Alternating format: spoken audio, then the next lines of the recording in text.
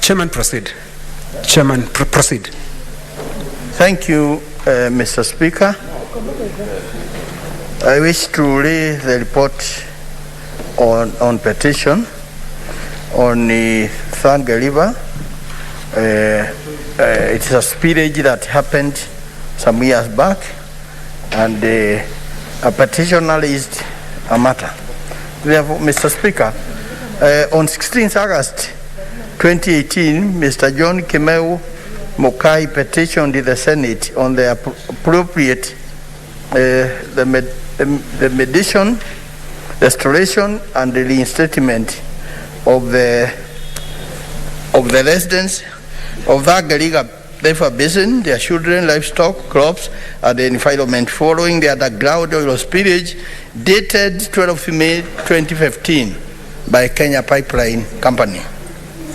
Mr. Speaker, this matter was committed to the Standing Committee on Land and the Environment.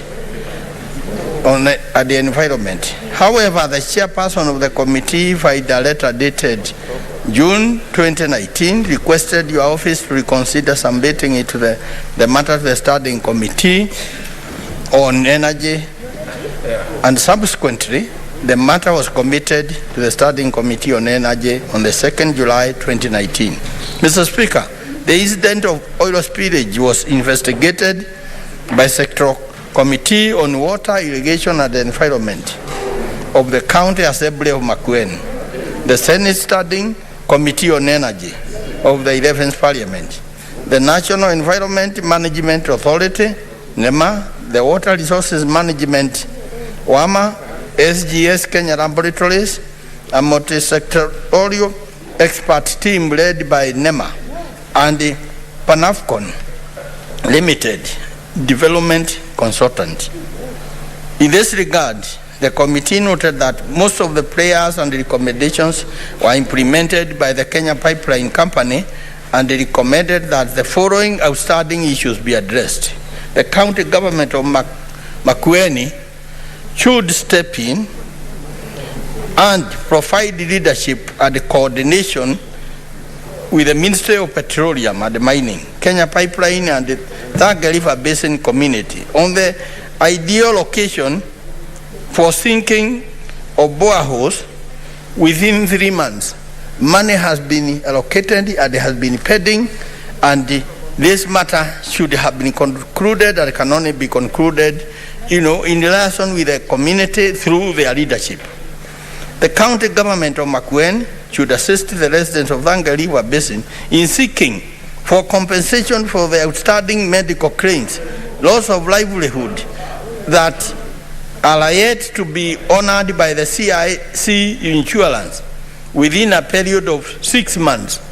Once again, the people are entitled to compensation by the insurance, and they should be guided and actually led and assisted by their local county government to ensure that the CIC settles the claim within 6 months, failure to which we recommend that legal action should be taken against the company. And the county government of Makueni and the Kenya Pipeline Company should work together to ensure that all the implemented recommendations are shared with the residents of Thanga River Basin immediately. And Mr. Speaker, that is the statement. But I must add that it is very, very important that the county government should come forward on this matter, and they actually take keen interest in ensuring that the residents get their dues and get their justice. And we have given the guided timelines which should be obeyed, Mr. Speaker. And therefore, Mr. Speaker, I head there and table the report. Thank you. Thank you. Chairperson, Standing Committee on Labor and Social Welfare. Yeah, where? No. haki ya Mungu mimi nataka uliamue wapi. No.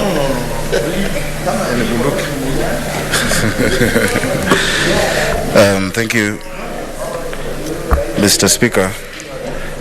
Mr. Speaker, I beg to give the report, beg to lay the following petition report on the table of the Senate today, 2nd December 2021.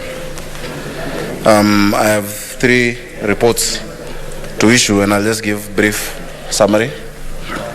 The first is a petition by Mr. Daniel Matendechere concerning unfair dismissal and lack of compensation by Broadway Bakery Limited. The petition concerning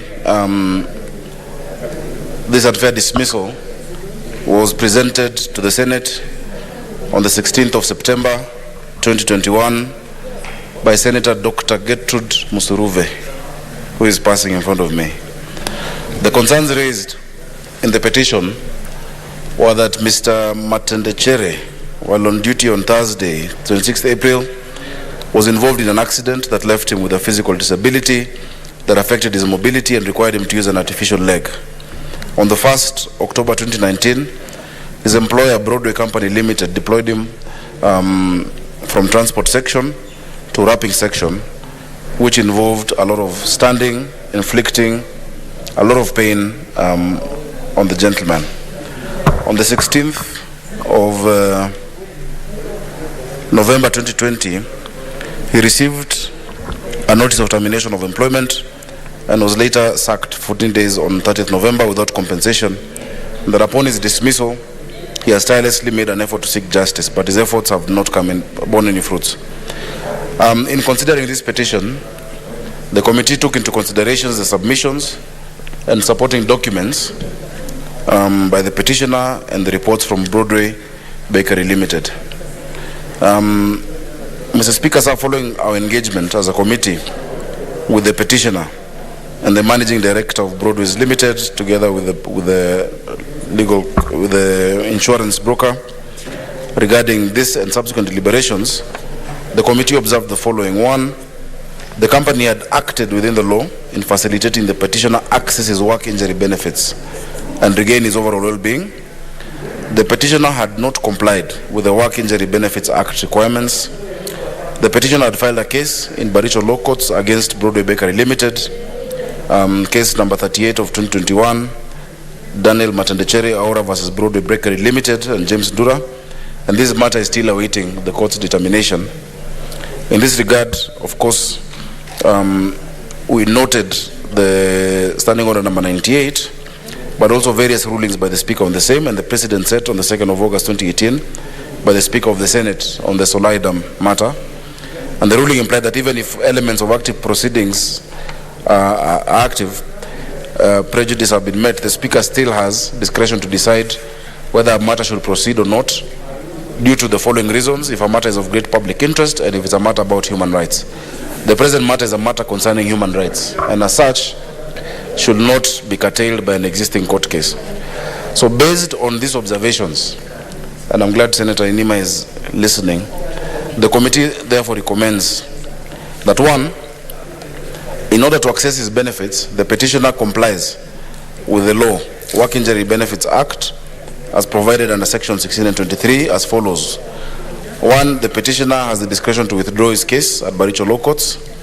The petitioner will continue with the adjudication of this matter by the Director of Occupational Safety Health, and the company has expressed willingness to actually get that sorted. The petitioner must seek second medical opinion as advised by DOSH, which the petitioner had actually failed, and he admitted he had not gone to seek the second opinion. And then they should adjudicate this matter within 1 month of tabling of this report, once the petitioner has gotten the second opinion for his benefits to be processed. Upon his compliance with WIBA, the company shall within 1 month, and that is a maximum, within 1 month, initiate and conclude the process of paying the petitioner all of his work injury benefits as per the law.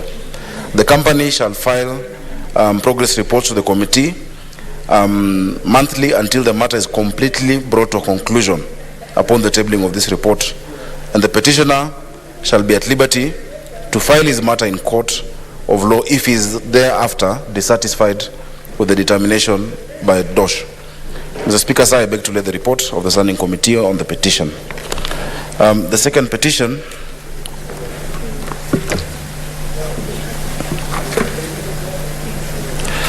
Mr. Speaker, is regarding the plight of former workers, former employees of the Kenya United Steel Company. It was presented by Senator Mohamed Faki of Mombasa on the 7th of July, pursuant to Standing Order 230. It was referred to the Committee on Labour and Social Welfare in line with the standing orders. The committee held 5 sittings on this matter, and we engaged the following stakeholders: the petitioners, the former directors of Cusco Limited, PricewaterhouseCoopers, the receiving managers, and the Kenya Commercial Bank, which is the receiving bank. Mr. Speaker, the committee made the following observations. Cusco was registered on the 12th of July 1965 as a private company. There is evidence that Cusco obtained a loan from KCB Limited via the debenture dated 9th March 1998. Cusco was unable to pay the loan, and its land and other assets were sold to another company called SRM Limited in the year 2005.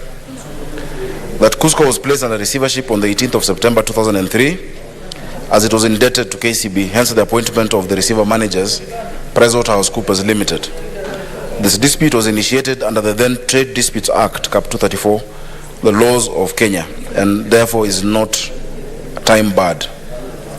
Cusco 2006 Limited, which is different from Cusco Limited, SRM changed their name to Cusco 2006 Limited because of market share, is a bona fide purchaser for value without notice. The claim against the receiver manager, PwC, was dismissed, and the ruling was not challenged on appeal. Some employees who previously worked for Cusco were absorbed into the new company, Cusco 2006 Limited. Those employed worked under Cusco 2006 from around 2007 to 2017 when their contracts were terminated. Those employed by Cusco 2006 Limited did not raise issue of any obligations owed to them by Cusco 2006 Limited at the time they executed the contracts of employment in the year 2007. With the sanction of a special resolution, SRM changed its name to Kenya United Steel Company 2006 Limited. The adoption of a name similar to the collapsed business was to retain the market share enjoyed by the collapsed Cusco business. The former employees of Cusco sued Cusco 2006 Limited instead of Cusco.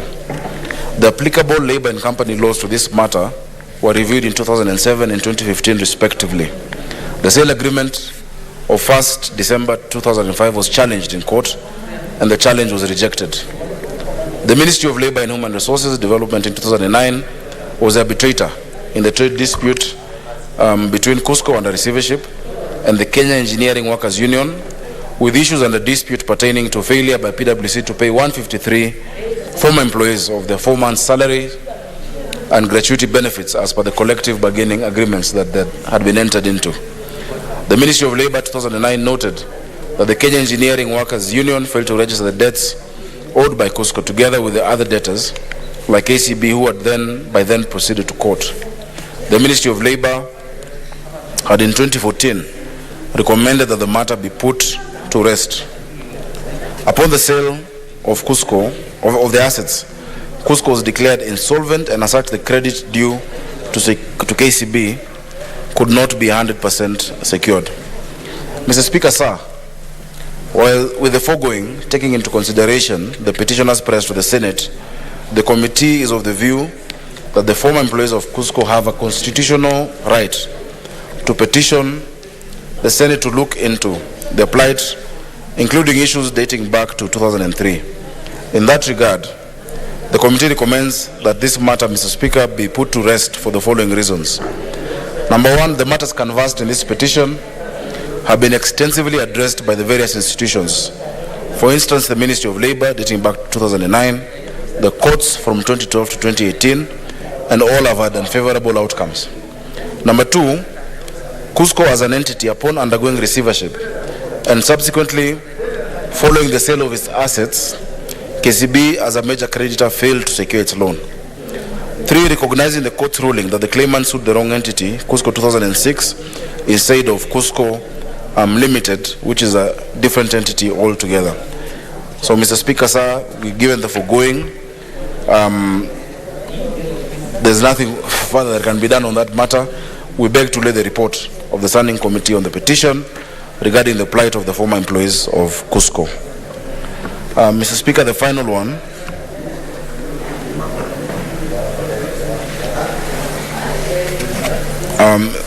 Is a petition from Kisii County concerning non-payment and failure to be confirmed by Kisii County government of Mr. Isaac Siko Nyakeriga. This petition was presented on the 7th of October 2021 by the Speaker of the Senate.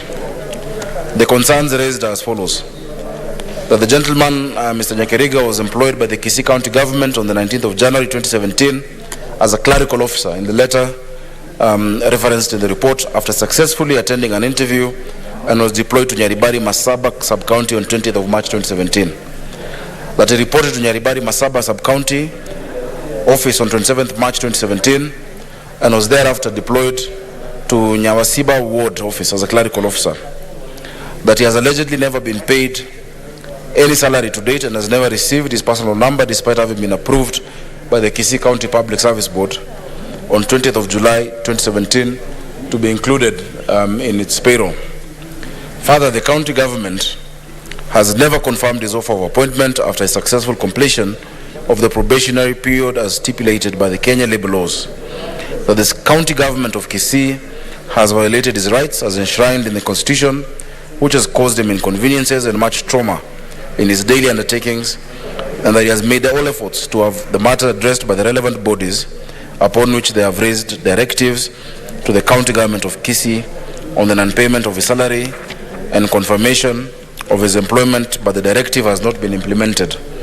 Mr. Speaker, sir, the petitioner humbly prayed that the Senate investigates these issues and find out, 1, why his personal number was missing and why it was not processed by the county government, why his salary was not remitted by the county government, yet he was assigned duties, and make appropriate recommendations for his confirmation of his employment and compensation during the period.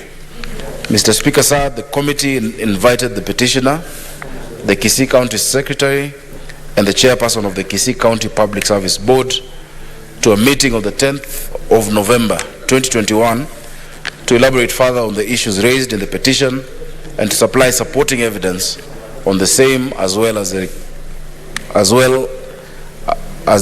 and we requested written responses on the said matter.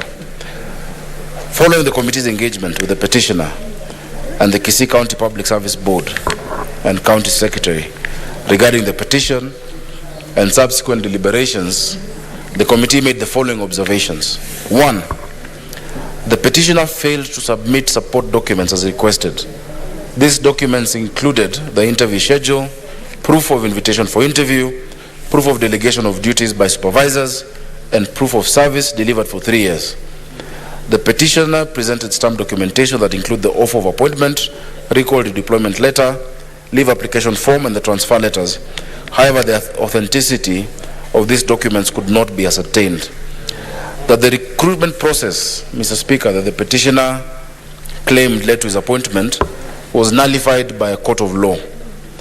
The Kisii County Public Service Board is the board responsible for competitively sourcing and recommending employees for employment and further ensuring appropriate remuneration.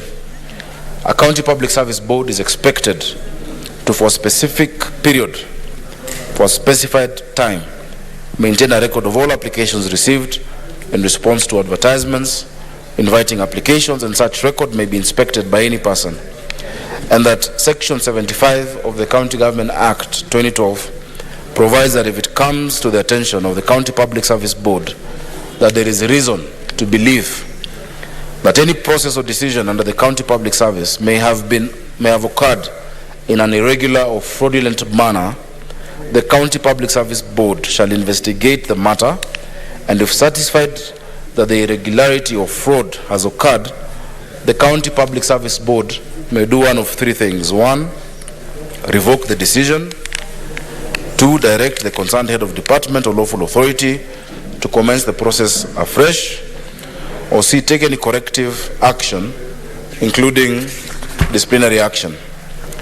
Mr. Speaker, sir, the committee therefore recommends the following after it's observed that number one, that Mr. Isaac Siko Nyakeriga was properly dismissed by the County Public Service Board of Kisii. That number two, the Kisii County Public Service Board going forward must comply with the rules on recruitment and employment as prescribed by the County Government Act 2012. And three, the County Public Service Boards which fail to comply with the law and persons engaging in illegal recruitment processes must take personal culpability in accordance with the law. Mr. Speaker, this case was an extremely unique case and very difficult for us because this gentleman, and it was alleged in that meeting by the County Public Service Board and the County Secretary that the previous County Public Service Board would schedule recruitment for maybe 15 positions, and once the shortlisting is done, the person in charge would send 20 letters, for instance, and would irregularly employ additional people. This is a matter that went to court.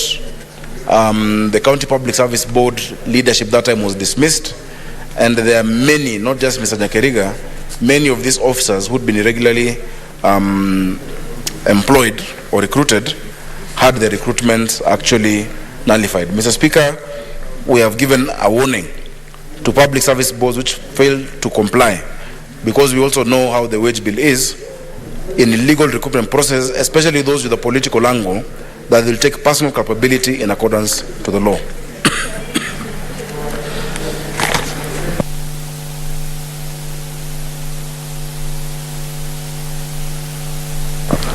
Mr. Speaker, it is now my duty to table the reports of the three petitions. Thank you. Thank you, Chair Labour. Senator Gertrude Msuluve. And for due interest of time, 3 minutes. Thank you, Honorable Speaker, for giving me this opportunity. And thank you, Senator Sakaja, for also the report you have given, the petitions from the Labour Committee. Honorable Speaker, I would like to bring to the floor of this House that Senator Sakaja, yes, has talked about the Matendechere issue.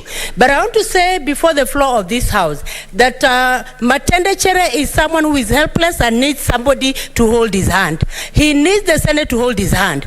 The case that Senator Sakaja has mentioned is in court is actually not in court, Honorable Speaker. I spoke to him and he actually mentioned that he has never been summoned, he has never been given a notice, nobody has even called him, and he's just wallowing in, in Lugari. He doesn't know how he will sort out his issue, Honorable Speaker.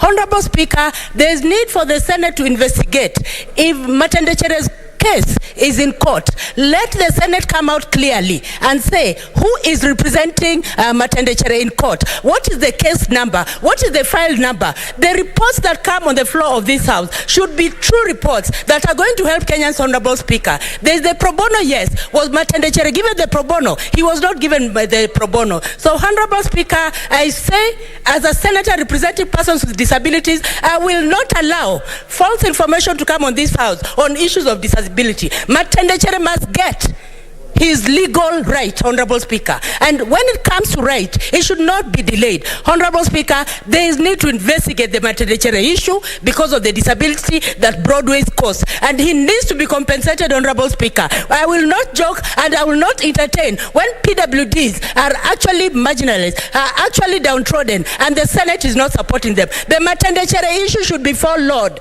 in this Senate. He needs to get his compensation. Thank you, Honorable Speaker. What is it, Senator Sakaja?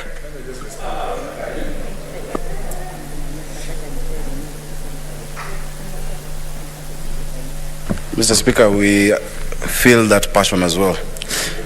And Senator Sakaja, I want to, please, you have given you like 5 minutes. respond? Even 5 minutes are a lot. Okay. I wish Senator Musuruve listened carefully to what I said. Number one, the case which he says was not filed is CMCC number 38 of 2021. Daniel Matendechere, Aura versus Broadway Bakery Limited, and James Ndura. This gentleman came before the committee, Senator Musuruve. We listened to the gentleman. He even had his pastor with him and a few other of his family. We deeply empathize with his situation, but there's a process of law that we've recommended here. There's a second opinion that was to be sought medically under the Weber Act. And we've said that even if it needs to be facilitated, because he said he cannot get it because he could not access, transport. Mr. Speaker, in that meeting, we told Broadway Limited that they must facilitate this gentleman to go get the second opinion. There is something called DOSH, which is the Director of Occupational Safety Health. And we've said, Mr. Speaker, that upon his compliance with that, just to get a second opinion. In fact, Senator Musuruve, with that passion, you can also pay for him. Take him to get that second opinion. Once he gets that second opinion, Mr. Speaker, I have given a timeline that within less than 30 days, he must be given his benefits. Senator Komboka is a member of my committee, Senator Shionga, you all were there.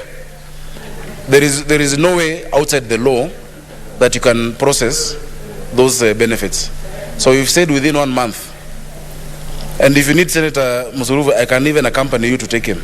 I'm willing to do that because I empathize with his position. And after that, I've said this company will file monthly progress report until the finalization of those claims. There's nothing beyond that, Mr. Speaker, or outside the law that you can do. This gentleman worked for that company for long. It is unfortunate, but I think even as members, as senators, as we help our people, let's advise them properly to seek that help or to do things according to the law, Senator Musuruve. Mr. Speaker, finally, I think it is improper for a member to impute improper motive on a committee and to say that we are bringing lies, etc. We have gone through this professionally with our teams, with the secretariat that's very professional. Mr. Speaker, if there's any additional thing that the senator would advise us to do in addition to this, we'd be very happy to do that. But, shouting at us will not solve Mr. Matenjere's issue. Just get the second opinion. Once we have the second opinion by DOSH, we'll make sure that he has fully been compensated in accordance with the law. Thank you, Mr. Speaker. Thank you. Senator Ina Kwambozit. Thank you, Mr. Speaker. I stand to, because the Senator Sakaja was on the floor and he was giving a report on a progress report on the committee. The Speaker, and I agree with Senator Sakaja that his committee has continued to do a good job. In fact, a good job to take care of the interests of workers who have been mistreated by employers for a long time. Speaker, I would just want to find out from Senator Sakaja. There is a matter that I brought to his committee and is very aware of it, of a member of my society who was working for Kenyatta National Hospital. He was fired irregularly. The advice even from the principal secretary in the ministry is that he should have been reinstated to full employment with benefits, but KNH has refused to do that. The committee was handling that matter. I would be happy to receive some updates on what has happened with that case, because the man is still on my back. I thank you, Mr. Chair.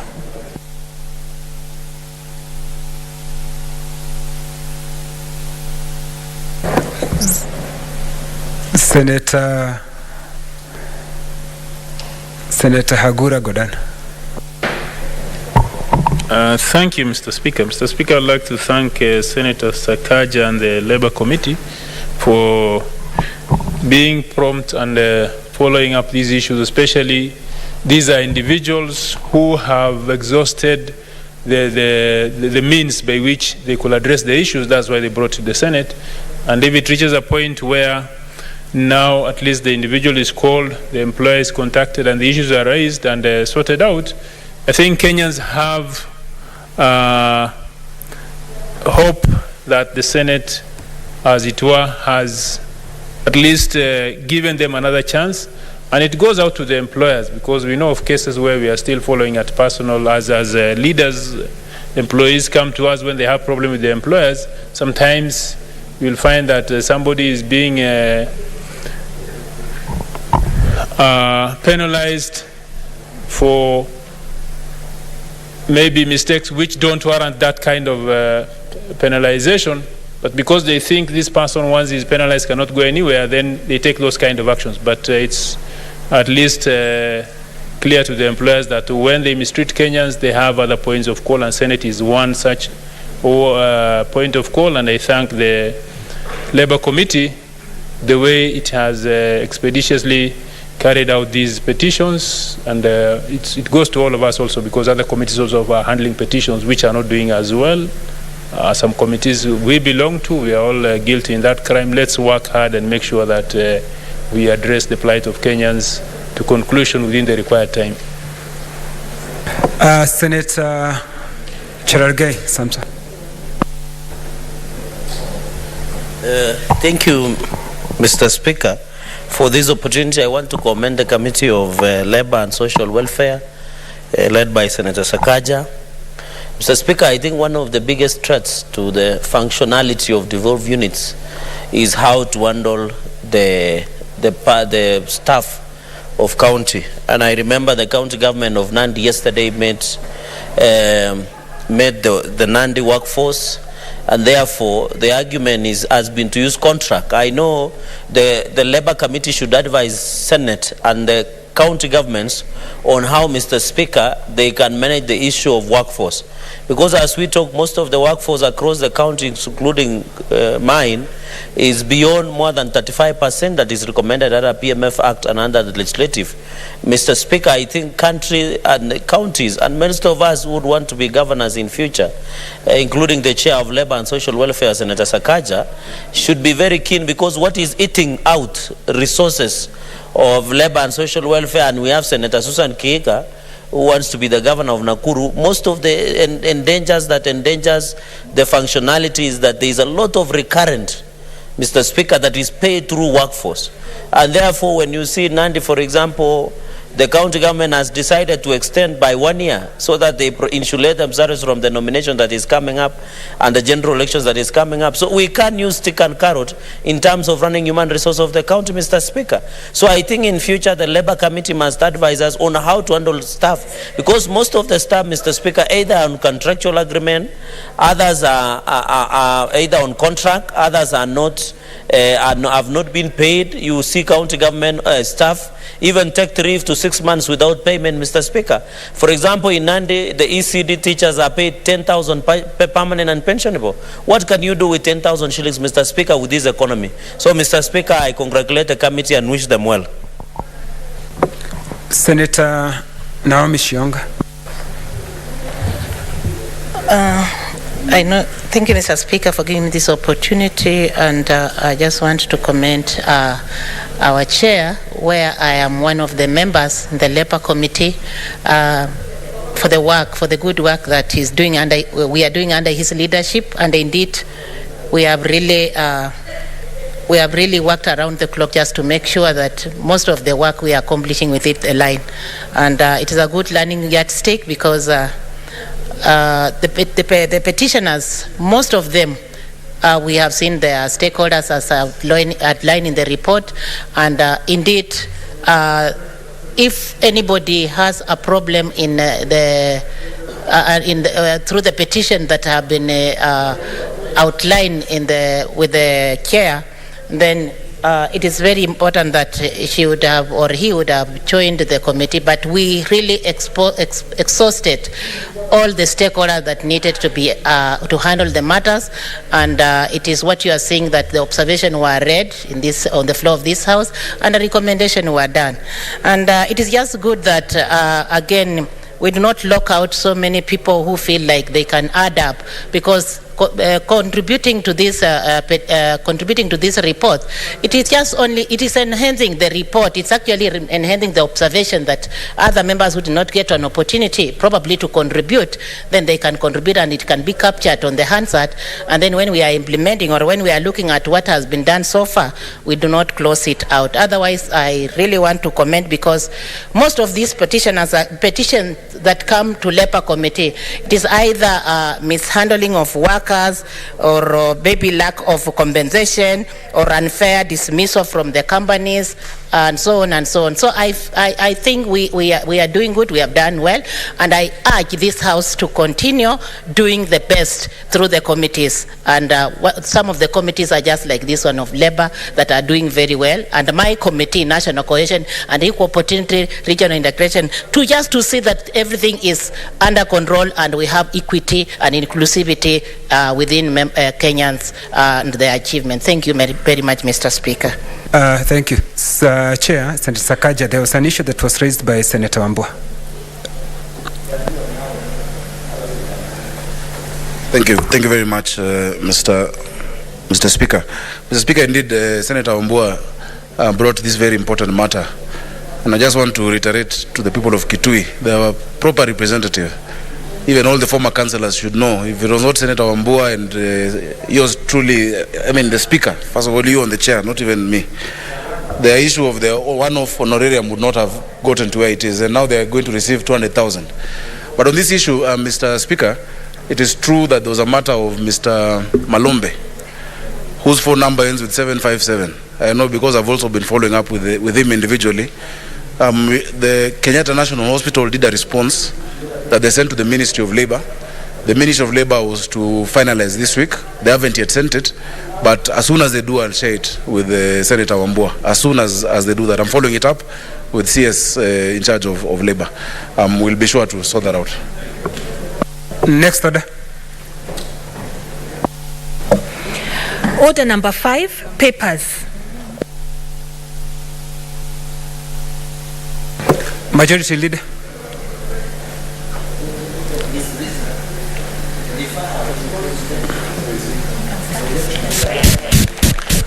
Okay, we defer. Chair Sipaik.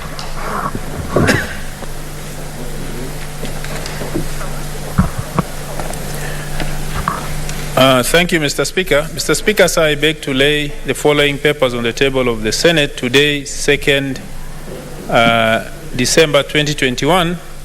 The report of the Sessional Committee on County Public Accounts and Investments on the consideration of the audit reports of the following county executives for the financial year 2018-19, Volume 1, Embu, Homa Bay, Kericho, Kilifi, Kirinyaga, Kisii, Kwale, Machakos, Mombasa, Nandi, Baringo, Bomet, Garissa, Kajiado, and West Pokot. Volume 2, report of the Senate Sessional Committee on County Public Accounts and Investments on the consideration of the audit reports of the following county executives for the financial year 2018-19, Isiolo, Kakamega, Kisumu, Laikipia, Mandera, Marsabit, Nakuru, Narok, Nyandarua, Samburu, Taita Taveta, Trans Nzoia, Uasin Gishu, Vihiga, and Wajir. Mr. Speaker, I beg to lay the report on the table of the House. Majority Leader.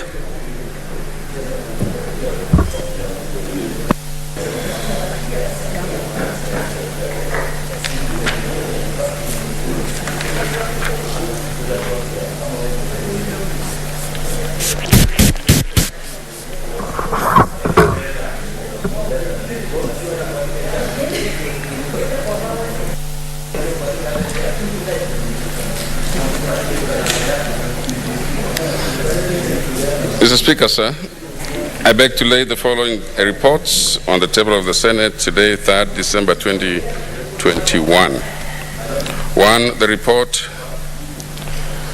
report of the Auditor General on the financial statements for CI County Executive for the period ending, for the year ended 30th June 2020. Report of the Auditor General on financial statements of Siaya County Assembly for the year ended 30th June 2020. Report of the Auditor General on financial statements for Kirinyaga County Executive for the year ended 30th June 2020. Report of the Auditor General on the financial statements of Kirinyaga County Assembly for the year 30th June 2020. For the year ended 30th June 2020. 5, the report of the Auditor General on the financial statements of Kericho County Executive for the year ended 30th June 2020. 6, the report of the Auditor General on the financial statements of Nyamira County Executive for the year ended 30th June 2020. 7th, report of the Auditor General on the financial statements of Nyamira County Assembly for the year ended 30th June 2020.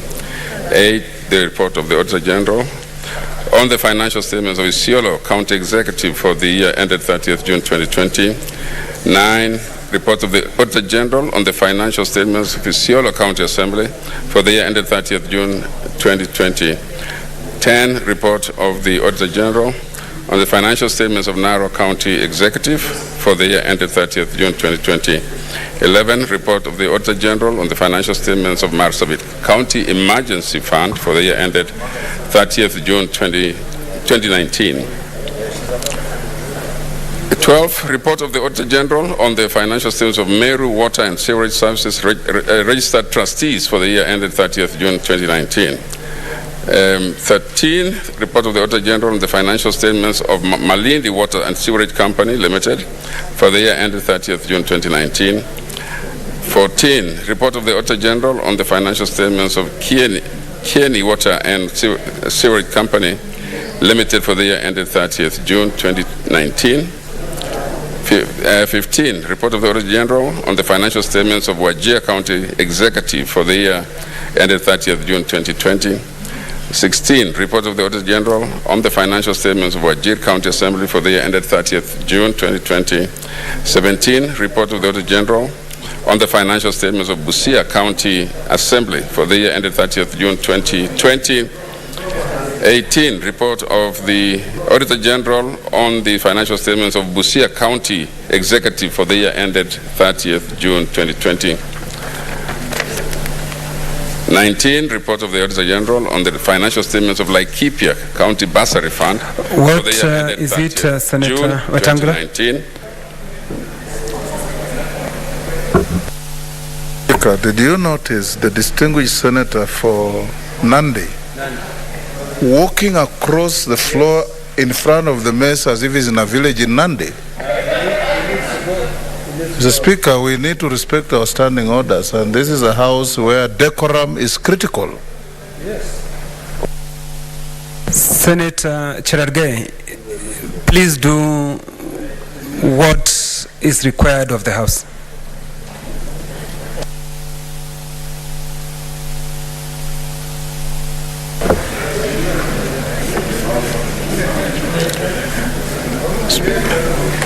You should bow 10 times. Speaker, let me proceed. 20, the report of the Auditor General on the financial statements of Migori County Ward Development Fund for the year ended 30th June 2019.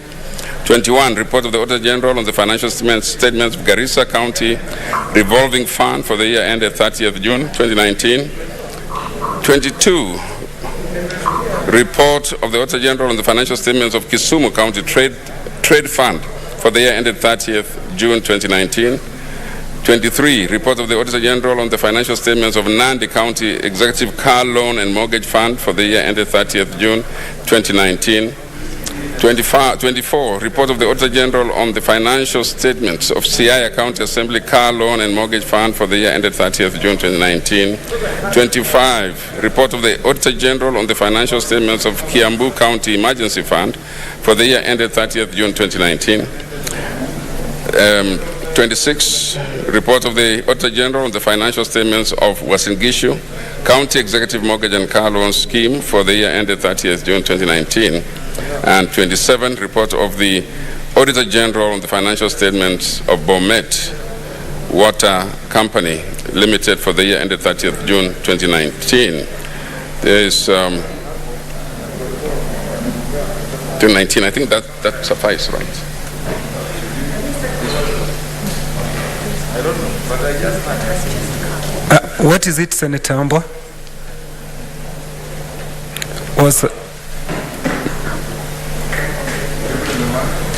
Thank you, Mr. Speaker. Mr. Speaker, I see it's 3:22. Mr. Speaker, I remember very well, you gave an order before we went for the lunch break that we resume at exactly 2:30.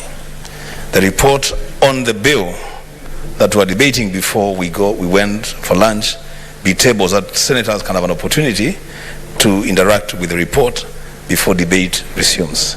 Mr. Speaker, your orders must be complied with. It's true, Senator Wambua, that's what we ordered, and it is the next order. He's tabling, the chair of health is tabling right away.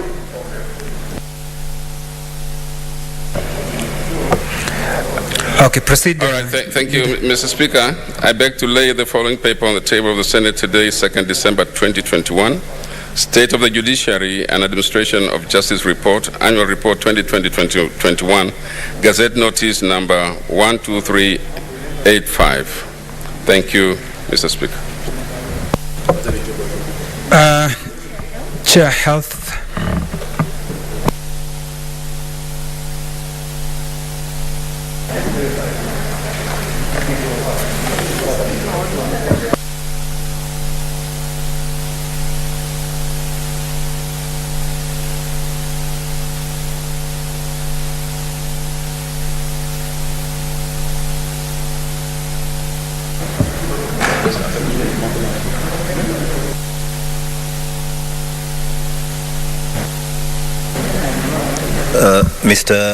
Mr. Speaker, sir, I beg to lay the following papers on the table of the Senate today, the 2nd of December 2021.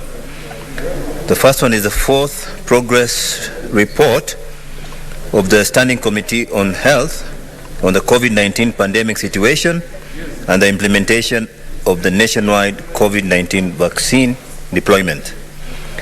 The second one is the report of the Standing Committee on Health on the National Health Insurance Fund Amendment Bill, National Assembly Bills number 21, 2021.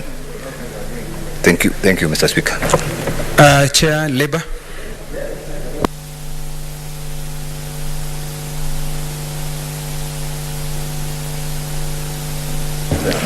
Thank you, Mr. Speaker. Mr. Speaker, I beg to lay the following paper on the table of the Senate today, 2nd December 2021. The report of the Standing Committee on Labor and Social Welfare on the new Dandora Stadium.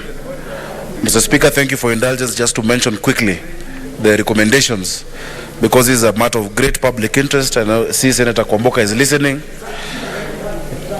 Mr. Speaker, the committee visited yesterday. We've done our report. The project has stalled for more than 3 years.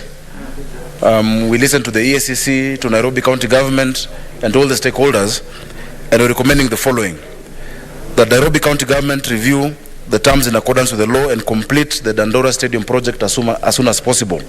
This Senate has resolved to give the county government the go-ahead to complete this stadium, which is already 65% done, only a very small portion remaining.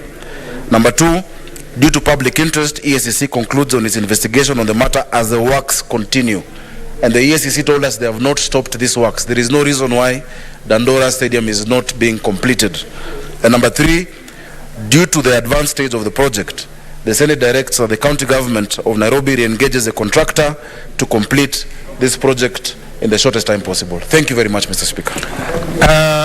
Thank you. Chairperson, Standing Committee on Finance and Budget, Senator Millicent Omanga.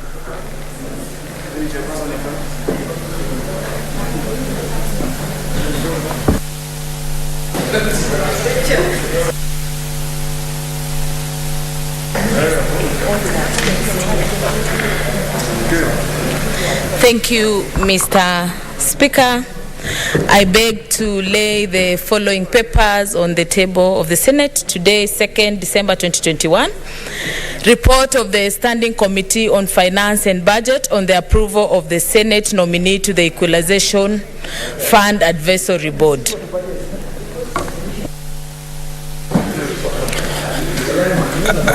Next order. Order number 6, notices of motion.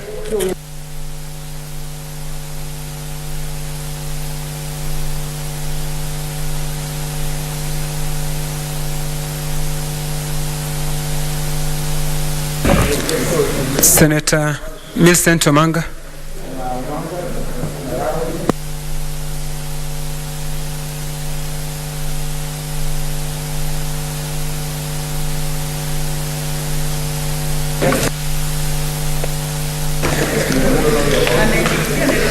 Mr. Speaker, sir, I beg to give notice of the following motion, that the Senate adopts the report of the Standing Committee on Finance and Budget on approval of Senate nominee to the Equalization Fund Advisory Board laid on the table of the Senate today, Thursday, 2nd December 2021, and pursuant to Standing Order 72C3 of the Senate Standing Orders and paragraph 41E of the Public Finance Management Equalization Fund Regulations 2021 approves Mr. Victor Ochieng Odanga for the appointment to the Equalization Fund Advisory Board. Thank you, Mr. Speaker. Chair Health. Chair Health, Senator Mbito. Senator Mbito. Senator Mbito.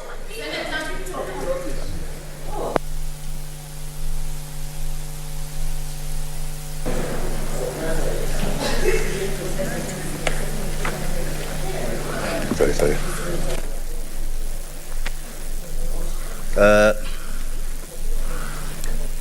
Mr. Speaker, sir, I beg to give notice of the following motion, that the Senate adopts the 4th progress report of the Standing Committee on Health on the COVID-19 pandemic situation and the implementation of the nationwide COVID-19 vaccine deployment laid on the table of the Senate on Thursday, the 2nd of December, 2021. Thank you, Mr. Speaker. The Chair, Sipike.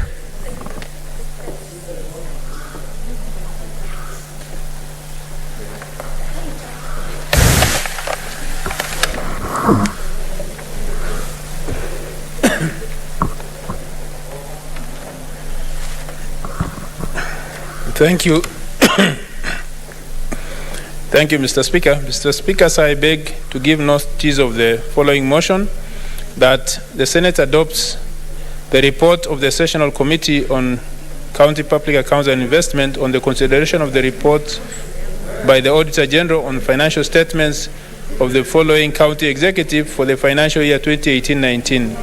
Embu, Homa Bay, Kericho, Kilifi, Kirinyaga, Kisii, Kwale, Machakos, Mombasa, Nandi, Baringo, Bomet, Garissa, Kajiado, and West Pokot, as contained in Volume 1 of the report, and the following county executives: Isiolo, Kakamega, Kisumu, Laikipia, Mandera, Marsabit, Nakuru, Narok, Nyandarua, Samburu, Taita Taveta, Trans Nzoia, Uasin Gishu, Vihiga, and Wajir, as contained in Volume 2 of the report laid on the table of the Senate today, Thursday, 2nd December 2021.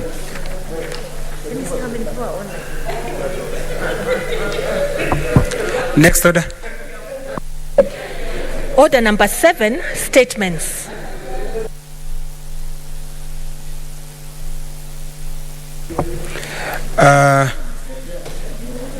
Senator Mbito has deferred. Senator Mwaruma. Nominated Senator Beatrice Kwamboka.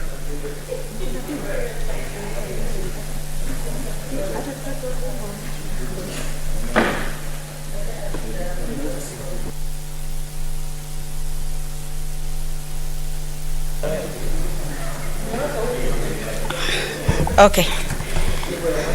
Thank you, Mr. Speaker. Mr. Speaker, sir, I raise pursuant to Standing Order 48-1 to seek a statement from the Standing Committee on National Security, Defense and Foreign Relations on the status of an inquest to the murder of Miss Agnes Wanjiru by a British Army officer in Nanyuki, Laikipia County, following her disappearance in March 2012. In the statement, the committee should, number one, explain the reasons why, up to date, Kenyan authorities have never finalized their investigations into Miss Wanjiru's murder 9 years after her body was found in a septic tank following her disappearance. Number two, explain whether the trial of the suspect who confessed to committing the crime will be conducted here in Kenya. Number three, outline the actions, if any, that will be taken against Kenyan officers who have been handling the investigations for abetting the delay in justice for the deceased and her family. Number four, state the measures the government will put in place to ensure that justice is served, including compensation to the family and an apology from the British Army.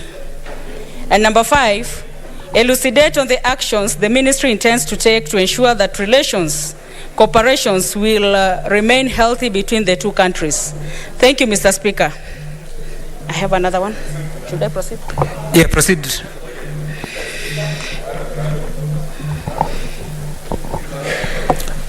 Senator Kwamboka Beatrice, please proceed. Please proceed with. Okay. Mr. Speaker, sir, I raise person to Standing Order 48-1 to seek a statement from the Standing Committee on National Security, Defense and Foreign Relations concerning the state of police stations in the country. In the statement, the committee should, number one, state the specific locations and number of gazetted police stations in the country. Number two, state the amount of public funds disbursed in the last 24 months for the maintenance of these police stations. Number three, ascertain the state and level of sanitary conditions in the police stations. Number four, list the type of furniture and office equipment allocated to each of these stations, stating the adequacy of the equipment to facilitate the police officers in undertaking their roles of service provisions to Kenyans. Number five, investigate the state of working conditions in these stations, ascertaining the impact of these conditions in service provision. And number six, outline measures, if any, that the Ministry of Interior and Coordination of National Government will put in place to improve the status of these facilities in ensuring the police stations are fully functional. Thank you, Mr. Speaker. Thank you. Senator Cherargei. Mr. Speaker, I want to thank Senator Kwamboka quickly to comment on the first statement on the killing of one of your residents from Laikipia County is very unfortunate. And there has been push and pull since she was killed more than many years ago. The county, the national government through DCI and the Embassy of Britain continues to do something. And it looks like the life of our sister who was brutally taken away, Mr. Speaker, is much less important than the training camp that we have for the British soldiers in Laikipia, Mr. Speaker. Therefore, we really need to be told this is abuse of human rights. This also gender-based violence, Mr. Speaker, and therefore even as we fight the gender-based violence, because our sister was just killed in unknown circumstances, the British government and the DCI must tell the country what they have done. And it's unfortunate even the DCI have never gone to Britain and arrest the purported suspect who committed the crime many years ago. So I really want to say the family and the Kenyans are looking keenly on what the British government and the DCI and the Kenyan government, but the Kenyan government should know that each and everyone's life is much more important, Mr. Speaker. Finally, Mr. Speaker, on the second statement on the state of police station, Mr. Speaker, personally, I've been a frequent visitor to police station, Mr. Speaker, just a minute. Being a frequent, Mr. Speaker, just add me a minute. Mr. Speaker, being a frequent visitor of police station, I can confirm the sanitary conditions of most of our police stations, Mr. Speaker, is in pathetic state. And therefore, when you go there is painting, the issue of abolition blocks, Mr. Speaker, the space with the coffee that we have, Mr. Speaker. I think we need much more money, Mr. Speaker, on how we can maintain those police stations, Mr. Speaker. Mr. Speaker, it is important that the Ministry of Interior should provide a regular budget to ensure that people who are arrested daily, be it anybody, any suspect that is going to police station, Mr. Speaker, and even finally, Mr. Speaker, we should put more money to expand, because some of the police stations were built during colonial or post-colonial period, Mr. Speaker. So I really want to thank Senator Kwamboka for these two important statements, and I hope the committees will dispense forthwith, Mr. Speaker. I thank you. Thank you. I defer C, and we'll come back to it if time allows. We go to D, Majority Leader. My statement. My statement. Yes, your statement.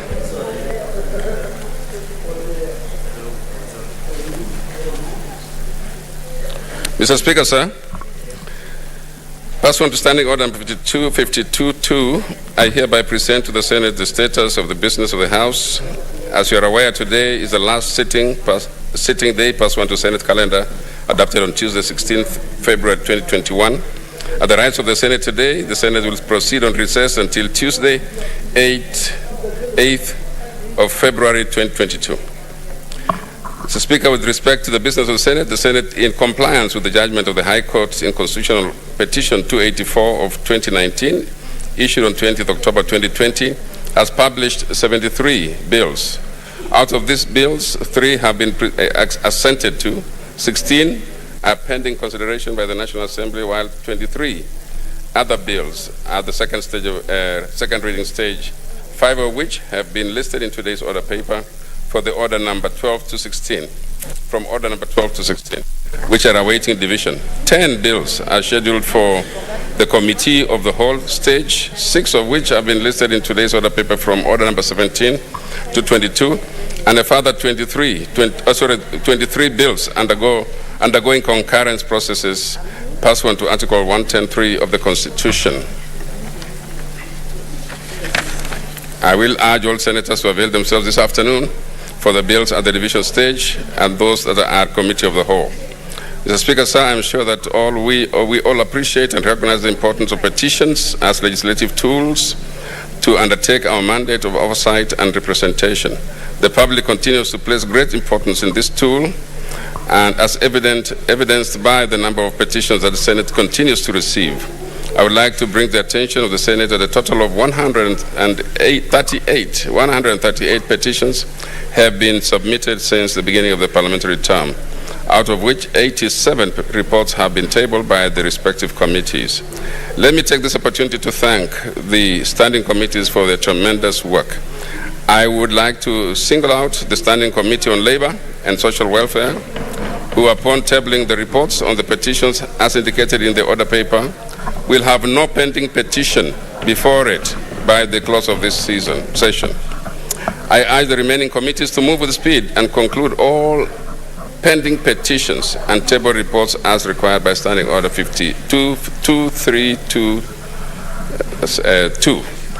With respect to statements, 59 statements have been made pursuant to Standing Order 47, and 182 statements have been requested in this session under Standing Order 48. Honorable Senators, we recall that the standing orders were amended in the year 2018 to streamline the processing of statements. I take this opportunity to also applaud all the committees that have responded on statements and tabled reports thereon, some of which have resulted in motions filed, debated, and resolutions made. On motions, Mr. Speaker, the motions before the House, a total number of 60 motions were filed in the 5th session. Out of these, the Senate has debated and concluded on 45 of them, while 15 of them are pending debate and determination by way of resolution. It is important for senators to note that at the close of this session, unconcluded motions will lapse, and respective sponsors will be required to refile them afresh in the next session. All senators who have not had their motions debated are therefore urged to indicate to the office of the clerk so that they are refiled upon resumption of sitting in February 2022. The speakers, you may be aware the budget policy statement, the draft division of revenue bill, and the draft county allocation of revenue bill for the next financial year were tabled before the Senate yesterday, Wednesday, 1st December 2021. I would like to reiterate the directions issued by the Speaker in a communication to the Senate of the need by standing committees to critically consider the budget policy statement and submit their recommendations to the Standing Committee on Finance and Budget, so as to facilitate the Standing Committee to table its report on or before Monday, the 13th of December, 2021. Considering that the Senate will proceed on recess at the rise of the House today, at the appropriate time, I will make a request to the Speaker for convening a special sitting to consider the budget policy statement in accordance with the Standing Order 180. Mr. Speaker, I take this opportunity to thank all senators for the dedication and commitment they have demonstrated in their work in service to the people of Kenya. As we proceed on recess, it's my hope that you will use the available opportunity to meet with constituents, spend some time with your families and friends, and also rest in preparation for the coming year 2022. I hasten to state that COVID-19 global pandemic has continued to persist with the latest variant, Omicron. It is therefore paramount that we all continue to keep safe while adhering to all protocols put in place in order to minimize the spread and risk of infection. In conclusion, Speaker, this being the first time of the year that is associated with 3 important holidays in Kenya, allow me to end by wishing all honorable senators a happy Jamhuri Day, a Merry Christmas, and a prosperous year 2022. Mr. Speaker, I thank you and hereby lay the statement on the table of the Senate. Thank you, Majority Leader. Next order. Order number 8, the County E-Health Bill, Senate Bills number 39 of 2021, first reading. A bill for an Act of Parliament to provide a framework for the implementation of Section 104 of the Health Act 2017, the provision of telemedicine services and the establishment and management of e-health infrastructure and services at the national and county levels of government and for connected purposes. Next order. Order number 9, the Employment Amendment Bill, Senate Bills number 54 of 2021, a bill for an Act of Parliament to amend the Employment Act to provide for the right to disconnect, the right of employees to have their personal time and privacy respected and for connected purposes. Next order. Order number 10, motion, adoption of the report of the Standing Committee on Finance and Budget on the approval of the Senate nominee to the Equalization Fund Advisory Board. Senator Faria. You want to move? This is going. Okay.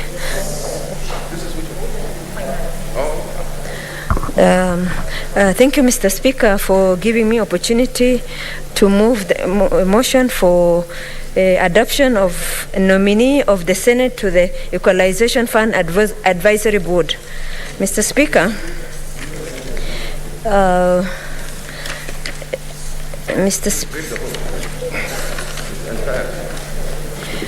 Mr. Speaker,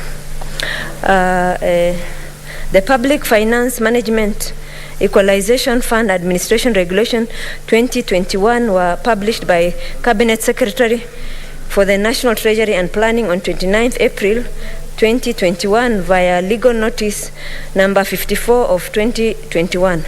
Pursuant to section 2051 of the Public Finance Act 2012, they were approved by Parliament on 12th October 2021 pursuant to section 205 subsection 4 and 6 of the Public Finance Management Act.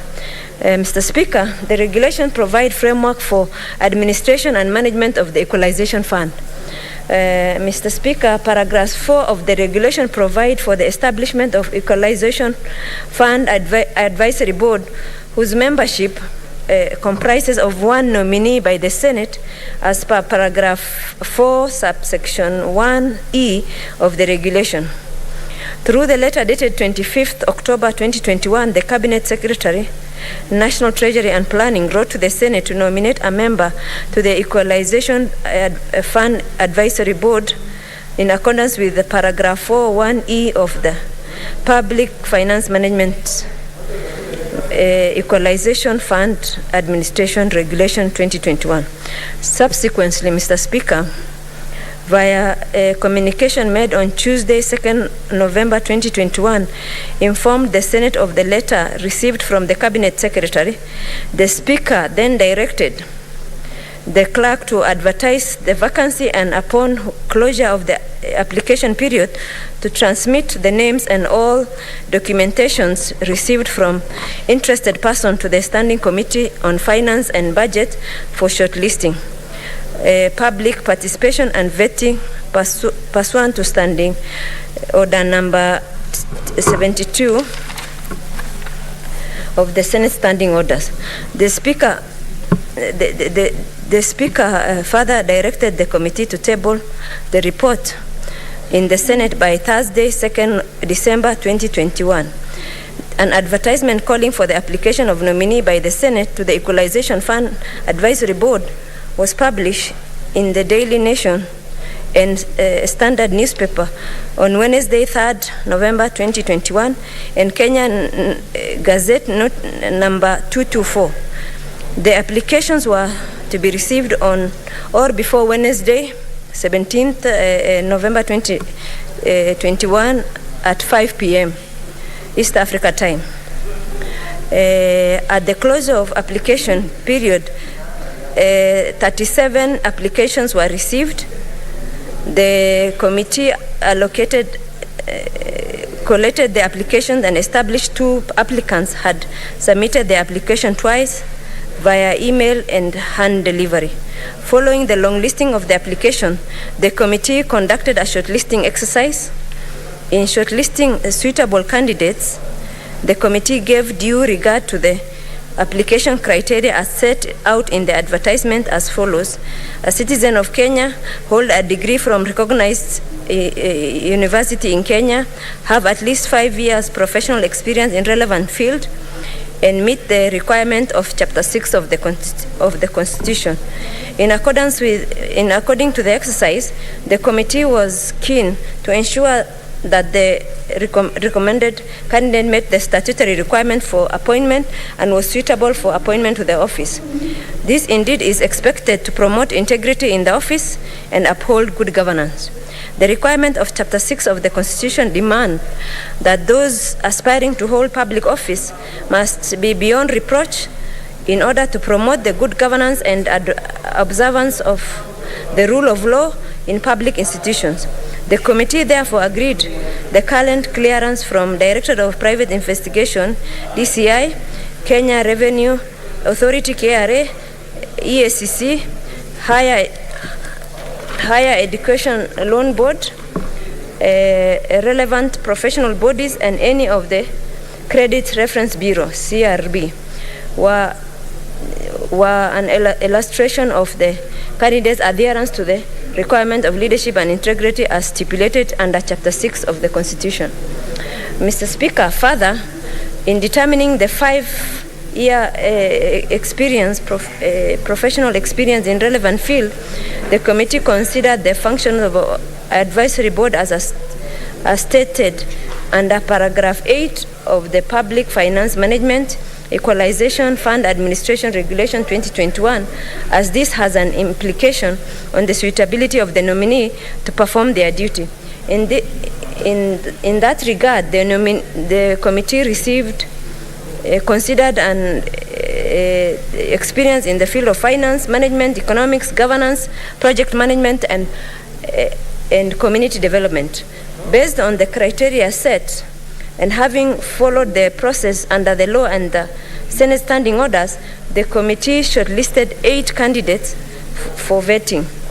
These are listed as per the report, Mr. Speaker.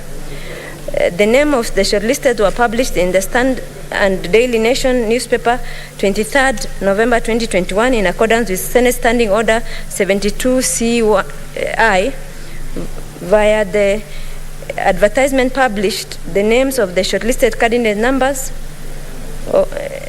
of the public were invited to submit memoranda and any information of interest with respect to the suitability of any shortlisted applicants to serve as a member of the Equalization Fund Advisory Board in accordance with Standing Order 72CI. Further, upon shortlisting, the committee exercised due diligence, wrote to the Kenya Revenue Authority, KRA, EACC, NIS, Director of Criminal Investigation, DCI, seeking reference on the background checks relating to the suitability of the shortlisted candidates. The committee also wrote to the university attended by the 8 shortlisted to ascertain the authenticity of their academic certificates. The committee further developed and adopted interview criteria, interview tools for the position. An interview score sheet was adopted to assess applicants during the vetting process. The vetting of the applicants of the candidates was successfully conducted on 1st December 2021 at Parliament Building. Mr. Speaker, the committee, upon consideration of the results of the vetting, recommends that the Senate nominates Mr. Victor Ochieng Odanga, ID number 27802734, for appointment as the Senate nominee to the Equalization Fund Advisory Board in accordance with paragraph 4(1)(e) of the Public Finance Equalization Fund Administration Regulation 2021. The committee thanks all the 35 applicants who submitted their applications for expressing their interest in serving the country in the Equalization Advisory Board. The committee further acknowledges the contribution of members of the public who submitted memoranda on shortlisted candidates. Mr. Speaker, the committee appreciates and thanks the following agencies for providing reference background checks related to the suitability of the shortlisted candidate: KRA, EACC, NIS, and DCI. Further, the committee thanks the Office of the Speaker of the Clerk and Senate for the support extended to the committee in execution of its mandate. We acknowledge and appreciate the members of the committee for their patience, sacrifice, commitment to public service, which enable the committee complete the assigned tasks within the stipulated time. It is now, Mr. Speaker, I also wish to thank the Secretariat of the Finance Committee, who have always been committed in terms of their performance, advice, and legal know-how that always supports this committee in terms of its reports and in terms of its function. Mr. Speaker, it is now my pleasure, duty, and privilege on behalf of the Standing Committee on Finance and Budget to present to the Senate the report of Committee on the nomination of Equalization Fund Advisory Board. I thank you, Mr. Speaker, and I wish to ask Senator Pugisho to second. Thank you, Mr. Speaker.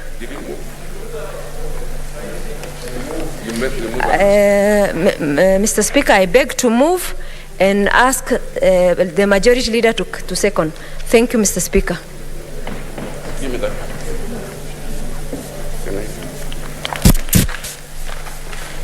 This was a long.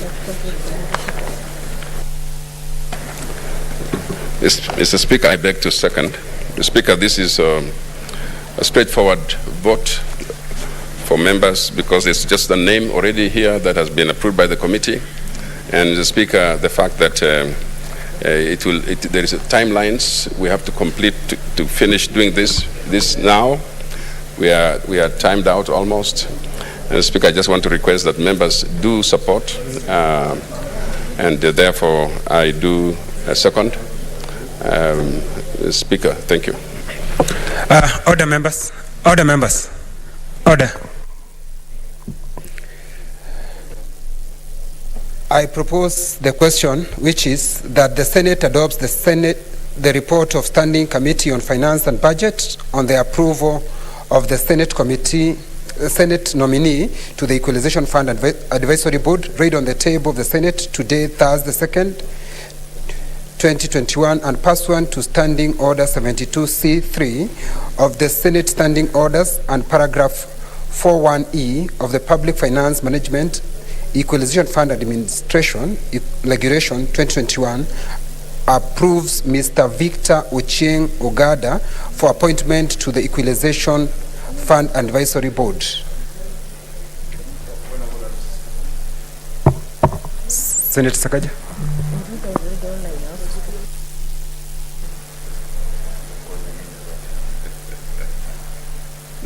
Mr. Speaker, I seek your direction. This is a novel process in the Senate where for the first time we're approving a name after having configured ourselves as a recruitment agency, did interviews, and then did the report by the Budget Committee, and now we are voting. Mr. Speaker, the directions I seek from your chair is as follows. What happens, Mr. Speaker, if the plenary disagrees with the name? Does the process start afresh? Can there be an amendment to the report?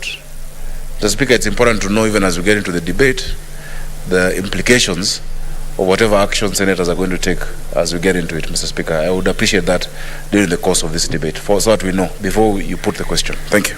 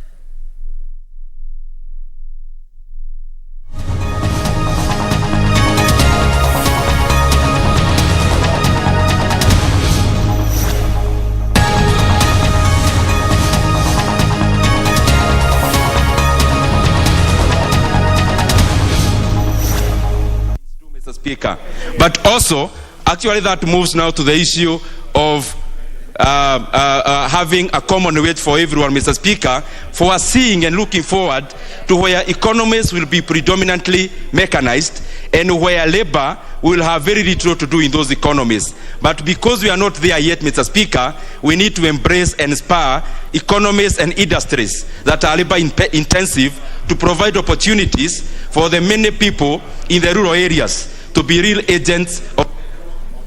Member for Kabuchai. Thank you, Mr. Speaker. Mr. Speaker, I also support this petition on mechanization, Mr. Speaker. That, Mr. Speaker, when we mechanize this tea plucking, Mr. Speaker, yes, it's good. Yes, Mr. Speaker, it saves on time. But, Mr. Speaker, this is only done in areas where we lack casual laborers. We have countries, Mr. Speaker, where you can look for manual labor and don't find. These are the only countries, Mr. Speaker, we can allow for these machines to be used and take the jobs of men. But, Mr. Speaker, in our country, like Kenya here, my people from Western, Mr. Speaker, they are the most relied people who black tea, Mr. Speaker, in Jebaun, Kapsuser, down, Mr. Speaker, in Seretet, even in Finlay, Mr. Speaker, in Kericho. Mr. Speaker, if we bring out this, we shall lay off so many people. And the economy, Mr. Speaker, is on the bottom. When we pay well those workers, we give a strong base, Mr. Speaker. And the bottom, Mr. Speaker, to rise up and have the bottom-up economy, Mr. Speaker. We pay well these people, Mr. Speaker. And then they will rise, Mr. Speaker, to they will have the best economy in the world by taking the best of this. Mr. Speaker, I don't want this to move further and even affect the sugarcane harvesting, Mr. Speaker. Where if we use the mechanized harvesting, workers might not cut cane and we don't have much pay. Thank you, Mr. Speaker. I support the petition. Member for Buret. Member for Buret. Yes. Thank you, Mr. Speaker. I do rise to support this petition, Mr. Speaker, that the coming in of machines in the tea growing areas has impacted negatively on the economy in those areas, Mr. Speaker. First of all, majority of the population, Mr. Speaker, rely on working on the tea plantation. But as a result of mechanization, many livelihoods have been affected. All sectors, Mr. Speaker, have been affected, from the pluckers, the transporters who ferry workers to the tea plantation, Mama Mboga who provides food for the workers who are working at the plantation, even the suppliers of food for the workers who work at the plantation have all been affected, Mr. Speaker. It's a whole chain, Mr. Speaker, that has been affected. And the advent of these machines is impacting negatively. Notwithstanding, Mr. Speaker, that the population in those areas are coming to terms with the economy which has been affected by COVID. Now they have to deal with mechanization. Mr. Speaker, these companies, they have not sensitized the population. They should be transient. There is a way in which they should have introduced the mechanization. But just coming in and terminating employment is unwarranted, Mr. Speaker. Mr. Speaker, this economy, the economy of the areas, are built by the larger population. Coming of the machine will undo what has been done in many generations, Mr. Speaker. Currently, Mr. Speaker, with the bottom-up economy, Mr. Speaker, we need all the workers on the bottom be given the work, the wages to come from the bottom as you progress, and at the right time, when we are up there, we can go to the machines. But as of now, let's build the economy from the bottom, Mr. Speaker. Thank you. Okay, the last one now on this member for Tharaka. Thank you very much, Mr. Speaker. Mr. Speaker, I comment on the first petition and support the same and seek that it's moved expeditiously so that the issue of squatters can at least be addressed and possibly resolved. Mr. Speaker, I just retreated to the back chamber to discuss very important legal matters that are coming before the House. When I heard the Honorable Member for Imenti North mention a place known as Kwangombe, stating that it is in North Imenti and it is occupied by squatters from my constituency, Tharaka. Mr. Speaker, allow me to say that that is extremely frivolous and vexatious, and that in fact, Honorable Dawood does not know where Kwangombe is. He has never set foot there.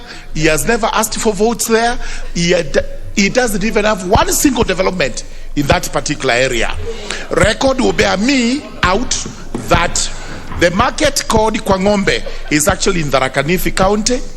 The school, primary school at Kwangombe is in Tharaka constituency, and the polling station where I got voted is actually in Tharaka. The only reason why Honorable Dawood brings this claim is purely because he may have run out of land in Meru and he is seeing untitled land in Tharaka, and he wishes to come down and get his people to actually occupy that land. It is therefore not true. Kwangombe and all these other places along the boundary are actually in Tharaka. As far as Honorable Kiringo is concerned, he is from Igembe Central, and Igembe Central does not border Tharaka at all. So if there are any people in Igembe Central who are from Tharaka, then they have actually bought that land on a willing buyer, willing seller, and therefore Honorable Kiringo cannot complain. Well, the petitions stand committed to the respective committees.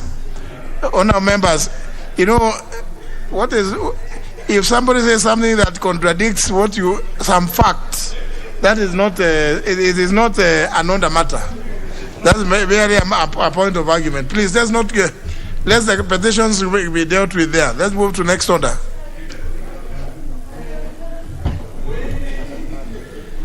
Order number 5, papers.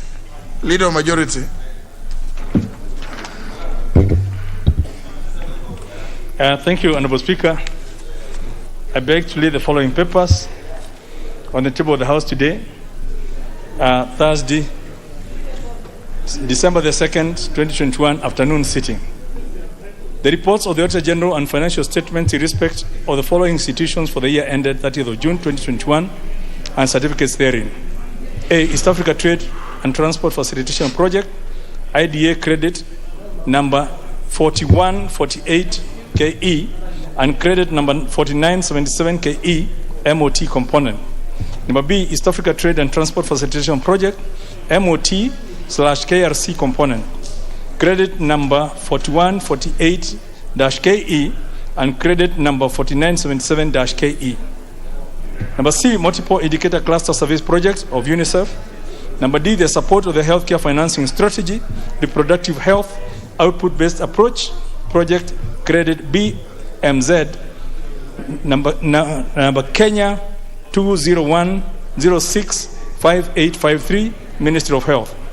Number 2, the reports of the Auditor General and financial statements in respect to the following institutions for the year ended 30th of June 2020 and the certificates therein. A. Special Economic Zones Authority, the Nuclear Power and Energy Agency, the Kenya Vision 2030 Delivery Secretariat, Commission for University Education, Kenya Film Classification Board, the Kenya Towns Sustainable Water Supply and Sanitation Project, AFDB loan number 20000501, Tana Water Works Development Agency, the University of Embu, the Jomo Kenyatta University of Agriculture and Technology. And number 3, the reports of the Auditor General and financial statement in respect to the following constituencies for the year ended 30th of June 2020 and the certificates therein. Number 1 is Bondo, Tigania West, Ugenya, Seme, Bureti, Bere South, and Isiolo South. Number 4, the reports of the Auditor General and financial statements in respect to the following constituencies for the year ended 30th of June 2019 and certificates therein. And these are Baringo Central, Chepalungu, Nakuru Town West, Baringo South, Njoro, Mogotio, and Dia. And lastly, the reports of the Auditor General and financial statements on Kenya Film Classification Board for the year ended 30th of June 2019 and the certificates therein. Thank you, Honorable Speaker. The Chairperson, Departmental Committee on Lands, Honorable Nyamai. Thank you, Honorable Speaker. Honorable Speaker, as you directed, the 2 petitions that I'm going to table, the reports were handled concurrently. Honorable Speaker, I beg to lay the following papers on the table of the House today, Thursday, December 2nd, 2021.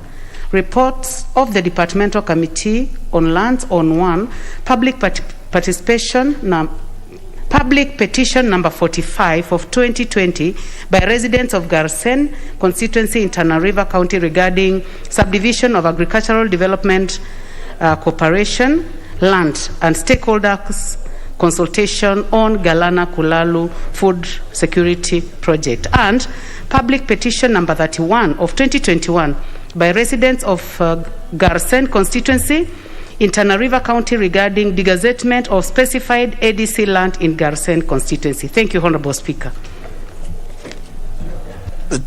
The Chairman, Departmental Committee on Lands. No, sorry, on Trade, Industry and Cooperatives.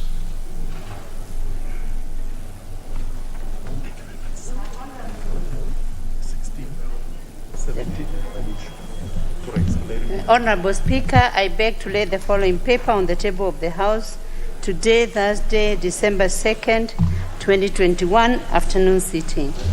Report of the Departmental Committee on Trade, Industry and Cooperatives on Public Petition number 22 of 2021 by small-scale traders and business people regarding closure of Jomo Kenyatta Public Beach and Mamagena Waterfront in Mombasa County.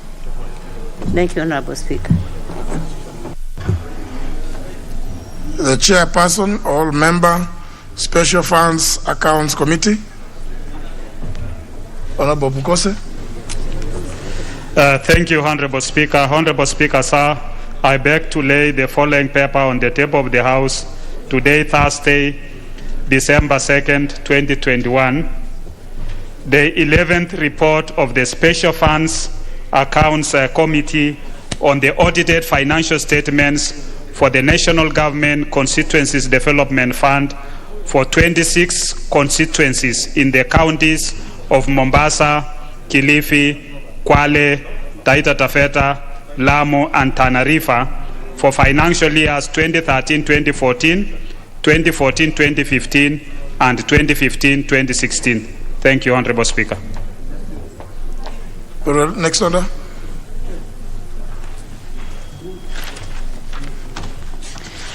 Order number 6, notices of motion. Order number 7, questions and statements.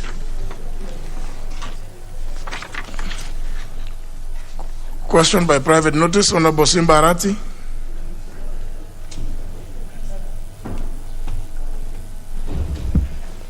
Thank you, Mr. Speaker. Notwithstanding of your earlier communication, Mr. Speaker, on the questions, I raised to ask question 12 of 2021 to the Cabinet Secretary of Health.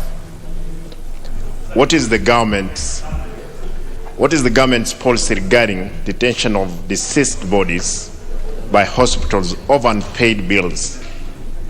2, could the Cabinet Secretary compel the Kenyatta National Hospital, KNH, to release the bodies of the late William Gesige Oile of Nyariba and Masaba, who was admitted on 20th September 2021 and unfortunately, Mr. Speaker, passed on 22nd October 2021, and the late William Omagwa Siambe, ID card 37-12-21, orphan from Kiabugesi sublocation, Kenyanya sublocation, Kisii County, who was admitted on 15th September 2021 and unfortunately, Mr. Speaker, passed on 6th October 2021. And the bodies have been lying since then in the KNH mortuary with a bill of amounting of 2,267,6.564 and 50 cents and 1.798993 million respectively. 3, Mr. Speaker, when will the bodies of the said deceased persons be released for the burials? Thank you, Mr. Speaker. Very well. Next question, honorary question to Honorable Joshua Kutun. Thank you, Mr. Speaker. Of course, it will be replied before the Committee on Health. Sorry. And Mr. Speaker, first of all, Mr. Speaker, before I ask this question 484, Mr. Speaker, I want to report back to you that upon asking the question yesterday, I want to thank the Chair for Agriculture for swiftly responding to my question today. And the Ministry appeared before the committee today. And they've responded, though the answer was not satisfactory, but we are still engaging, so hopeful by next week, Wednesday, as per the promise of the Ministry, the farmers are going to have every reason to smile. So the fears of the members that perhaps maybe these questions will lapse when we go for the recess, Mr. Speaker, there is a possibility that the response will be positive. So keep our spirits going, Mr. Speaker. Well, Mr. Speaker. But that's not to say that the standing orders will not apply. The spirits, obviously, we have every reason to add. We would want your spirits to be very high. Thank you. Proceed, Honorable Kutun. Thank you, Mr. Speaker. Mr. Speaker, I rise to ask question 484 of 2021 to the Cabinet's Secretary for Interior and Coordination of National Government. Mr. Speaker, 1, could the Cabinet Secretary explain the circumstances under which Mr. Barnabas Lagat of ID number 124-18176 was allegedly attacked and shot by a police officer attached to Kapchero Police Station at Kapsivilai Trading Center in Cherangani constituency on 27 September 2021 because he was not wearing a face mask? And then 2, under what circumstances did the said officer stray beyond area of jurisdiction, considering that the Kapchero police station is in Elgeyo Marakwet County, while Kapsigilite Trading Center is in Trans Nzoia County, Mr. Speaker? Lastly, Mr. Speaker, are there any plans by the government to meet the medical bills incurred by Mr. Langat at the Moi Teaching and Referral Hospital and further compensate him for the shooting? Thank you, Mr. Speaker. And I've seen the chair here, and I'm sure he's going to assure me that by tomorrow we get the response. Thank you. Well, the question will be replied before that committee, whose chair you have identified. Administration of National Security. The next question is by the member for North Imenti, Honorable Dawood. Thank you, Mr. Speaker. Mr. Speaker, I want to ask the question 526 of 2021, and it is directed to the Cabinet Secretary for National Treasury and Planning. Could the Cabinet Secretary explain why Mr. Augustine Tomugweka, pension number APN/PC 126572, retired teacher and a resident from North Imenti constituency, has not been paid his pension dues for the months of January to May 2020 and March 2021. 2. What measures is the ministry putting in place to ensure that Mr. Augustine Tomugweka dues are paid, including interest, if any? Mr. Speaker, I would request for an email reply. I wouldn't mind before instead of the question dying. Thank you, Mr. Speaker. Well, that will be sorted by the Committee on Finance and National Planning. The next question is by the member for Mavoko. Thank you, Mr. Speaker. I raise to ask a question directed to the Cabinet Secretary for Water, Sanitation and Irrigation. Mr. Speaker, number 1, could the Cabinet Secretary provide a detailed report on water projects implemented from 2017 to date, as well as ongoing and the status across the country, indicating the location of the said projects in terms of constituency and the county? Number 2, Mr. Speaker, could the Cabinet Secretary further provide details of water projects implemented by the national government in Machakos County, particularly in Mavoko constituency, including the names of contractors, scope of works done, and amount paid to each contractor? Number 3, could the Cabinet Secretary explain why the construction of Mangalalia Borehole and the Kavumboni Dam in Machakos County has stalled since 2019 to date, despite funds having been allocated? Number 4, Mr. Speaker, may the Cabinet Secretary tell us why the PS, one Joseph Irungu, is campaigning with taxpayers' money? I thank you, Mr. Speaker. The question will be replied to before the Committee on Environment and Natural Resources. Next is by the member for Kirinyaga Central, Honorable John Wambugu. Thank you, Mr. Speaker. I rise to ask question number 530 of 2021. The question is directed to the Cabinet Secretary for Education. 1. Could the Cabinet Secretary for Education explain the circumstances under which 41 students who sat for Kenya Certificate of Secondary Education, KCSE, in 2012 at Sacred Heart Kangaita Secondary School in Kirinyaga Central constituency were denied their certificate by the Kenya National Examination Council, NEC? 2. Could the Cabinet Secretary also explain why NEC has failed to issue KCSE certificate to Gedai John Kariuki, index number 092034222035, and Kenywan D. Mureithi, index number 092034222005, who sat for KCSE in 2012 in the said school, despite the two having made numerous follow-ups and submitting all the requirements. 3. When will the affected student be issued with their KCSE certificates to enable them, pursue their careers? Thank you, Mr. Speaker. question will be replied to before the Committee on Education and Research. What's your point of order, Honorable Fatuma Gedi? What's your point of order? Mr. Speaker, listening to Mheshimiwa from Mavoko, he asked a question to the Cabinet Secretary of Water. Reading his question, Mr. Speaker, the last part that he mentioned, that the PS is campaigning with the money of the taxpayers, I think, Mr. Speaker, it needs to be removed from the record, because it's not in the question that he asked, and the PS is not here to defend himself. The PS of Water, Mr. Speaker, is not in the House, and the question is not in the question, Mr. Speaker. Now, let me tell you, the last page of the question reads as follows.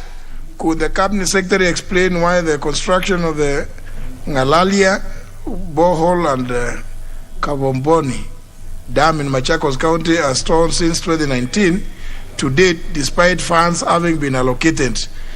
So anything said beyond that is superfluous, and it is ordered to be expunged from the records. What will be presented to the Cabinet Secretary is this one. Those others are meant for entertainment. So the Honorable Fatuma, again, don't worry. They say, remember it was said by the Americans that Parliament in plenary is Parliament in exhibition. This is part of the exhibition.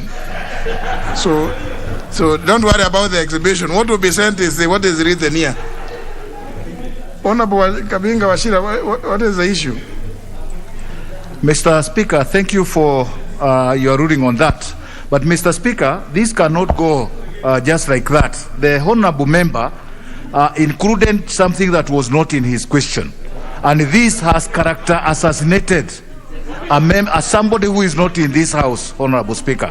I think he needs to either apologize or withdraw officially what he has said. This is a very serious somebody allegation. Has been assassinated? Well, his character. Now this is I think let's forget about the assassination.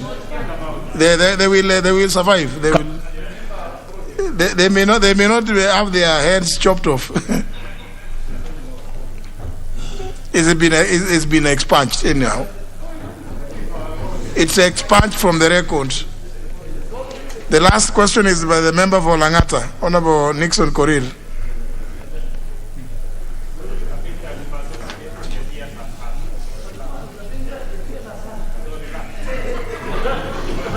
Thank you, Mr. Speaker. I rise to ask question 531 of 2021 to the Cabinet Secretary for devolution. Question number 1. What plans are there to rehabilitate the dilapidated roads in Langata constituency, particularly the roads within estates under the National Metropolitan Service? Question number 2. Could the service provide a list of the roads that have been rehabilitated, improved, or constructed in Langata constituency since the establishment of the National Metropolitan Services? Thank you, Mr. Speaker.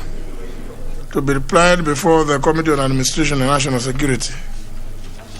Next segment is statement requests. And the first request is by the member for Laikipia North, the Honorable Sarah Korere. These are requests or responses.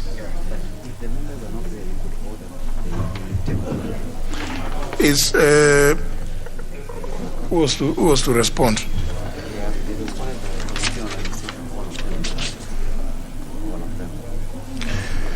Committee on Administration, are you ready? Do you have the response ready? These are responses, Honorable Speaker. Yeah, they are ready, yeah? Yes. The member is not present. Just table the report. Just table the report. Yeah. Just table it. No, that's enough. Thank you, Honorable. Just table it. I hereby table, Honorable Speaker, the response to the statement which was sought in regard to information on banditry attacks in Laikipia County. Thank you. The next one is by the member for Lafi, the Honorable Mude, Ibrahim Mude. Okay, it's gone on recess already. You can just table the report. Honorable Speaker, I therefore table this response to the statement which was sought regarding kidnapping and disappearance of persons in the country, which was sought by Honorable Ibrahim Mude, Member of Parliament for Lafe constituency. Thank you. The next one is the response to a request for a statement by the Honorable Caleb Amisi Luyai. That one was on recess at the beginning of the week, I think. Just table. Honorable Speaker, therefore allow me to table the response to the statement which was sought by the member for Saboti constituency, the Honorable Caleb Amisi Luyai, regarding delays in the issuance of national identity cards. Thank you, Honorable Speaker. Honorable Abdul Samad. Thank you very much, Mr. Speaker. I've raised this matter. I think. Which matter? The issues that I'm about to explain, Mr. But Speaker. you can't say you have raised a matter which you have not. You have not said. So what, you say it first, then you say you have raised Mr. Speaker, we had raised issues with the Finance Committee and the Labour Committee. Mr. Speaker, these matters were regarding issues to do with the reinstatement of 247 employees from Kenya Ports Authority, and the issue to do with the Finance Committee was why KRA is enforcing people whose PIN is not from Mombasa. They cannot be able to collect or use their cargo the way that they want, basically trying to imply that Mombasa is not part of Kenya. Mr. Speaker, I've raised this concern severally, both with the chairpersons on the floor of this House as well, considering, Mr. Speaker, that we are going for a long recess, and until today, I've waited until this very moment, the last moment feasible for me to be able to get a response, and I'm yet to get a response. And I think I leave it, the onus is on the chairpersons to be able to explain to themselves, and they're here, but they also feel very, very disturbed by what the ministry is doing and the kind of cat and mouse games that the executive is playing, Mr. Speaker. And I'd like you to be able to give a ruling on this matter, because every single day, Mr. Speaker, that passes, the livelihoods of the people of Mombasa are being jeopardized. Jobs are being lost. People are closing up factories. Warehouses are being shut down. CFSs are being shut down. People, livelihood, it's just becoming too unbearable. And if this House does not take that necessary action, Mr. Speaker, once again, we're looking at eventually having Mombasa to be a ghost town, whilst its representatives have raised these matters in the National Assembly. Well, who is supposed to respond? Is it the Honorable? It was both the Labour and Finance. Honorable Wanga, do you have anything to say? This is good for end of term. I mean, it's good, isn't it? Thank you, Honorable Speaker. Honorable Speaker, I empathize with the Honorable Abdul Samad, because one of the most important responsibilities that we have as members of parliament is to stand up for our people, especially during times of difficulty. But Honorable Speaker, as a committee, we're also frustrated because we send all these questions to National Treasury, which, you remember, Honorable Speaker, you even ordered that summons be issued for the CS for National Treasury. But he has been traveling out of the country. I think he has been representing His Excellency the President in some fora outside the country. So we haven't been able, for example, this feedback for Honorable Abdul Samad does not need the CS. We just needed to know exactly what is happening on this matter. Treasury has simply not sent back that feedback. So we are also equally frustrated, because this matter was raised by Honorable Abdul Samad, even with me, at a private level, and I have been following up almost every single day with my secretariat to call the Treasury. The Treasury is called. Apparently right now the response is lying on somebody's desk who hasn't signed it. So Honorable Speaker, at this juncture, we are not sure what more to do, because even summons have been issued. So Honorable Speaker, it's That's where we are as a committee at the moment on this matter. We have been told, the last we heard about it yesterday is that the report has been done. It is on somebody's desk who hasn't signed it in order to have it brought to the House. Thank you, Honorable Speaker. I don't know, I cannot give a commitment to Honorable Abdul Samad, unfortunately, because that commitment might amount to naught. But I think hopefully, if the House closes today, we will obtain the response while committees are still sitting, and invite, for the time period that committees will still be sitting, and invite Honorable Abdul Samad together with Treasury within that period that committees will still be sitting, as will be guided by yourself, so that this response can be given before the House goes on full recess. Thank you, Honorable Speaker. The Honorable Kabinga. Thank you, Honorable Speaker. Indeed, as Honorable Wanga has stated, we have been trying to address our issue that is on the 247 employees who are laid down. And a week ago, Honorable Member from Vita raised the same issue, and we raised it again with Treasury.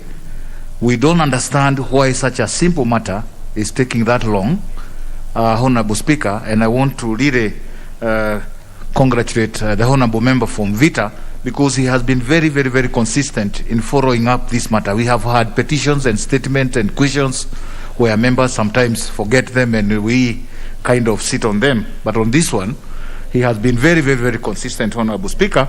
And I think it's a high time you probably give a ruling and also allow us within the period that we are in recess to have probably a joint sitting with the Finance Committee and the Minister, so that these two issues can be dispensed of at the same time, Honorable Speaker.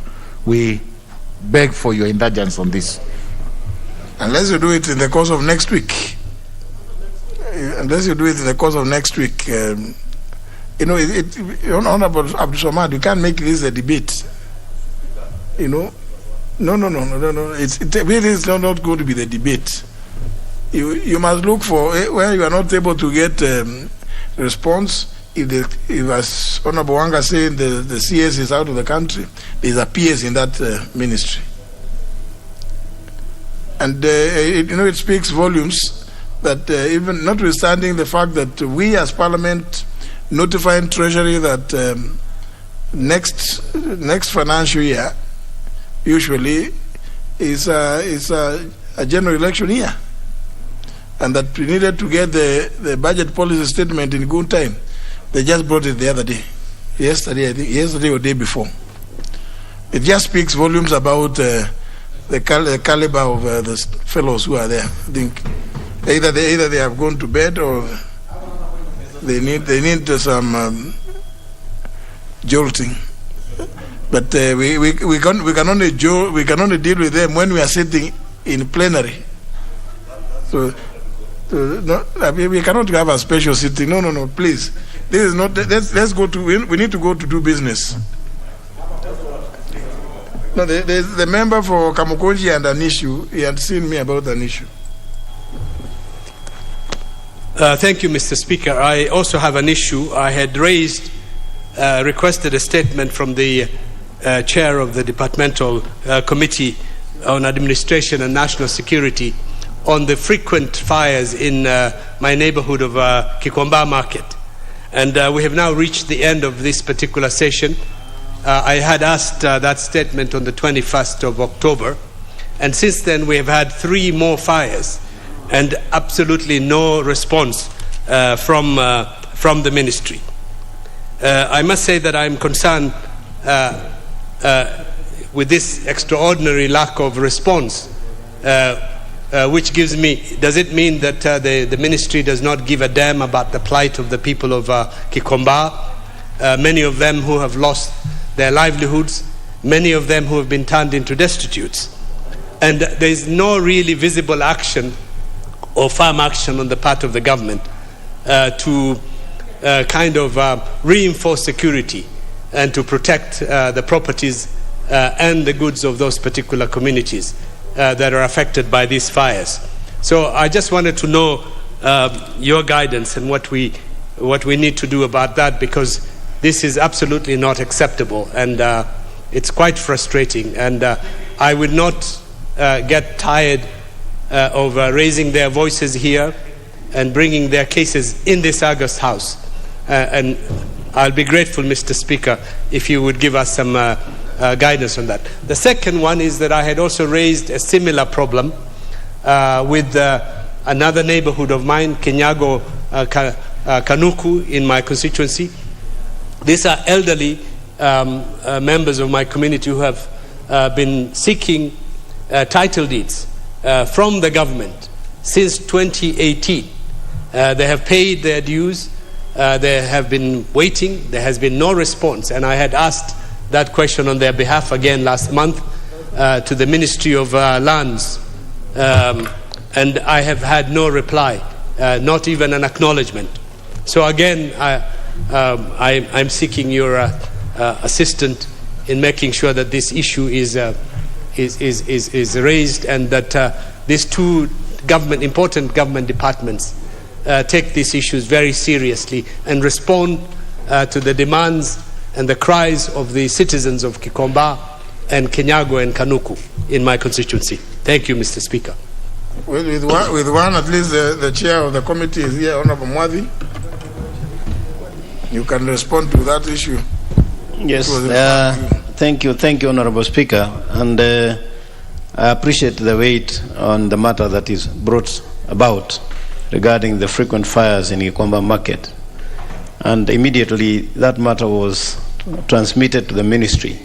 Honorable Speaker, as you'll notice, and you were here yesterday and today, I've really tried frantically to make sure that I have brought as many statements and answers to questions as possible, except that I did not get the answer or the statement response in regard to his matter.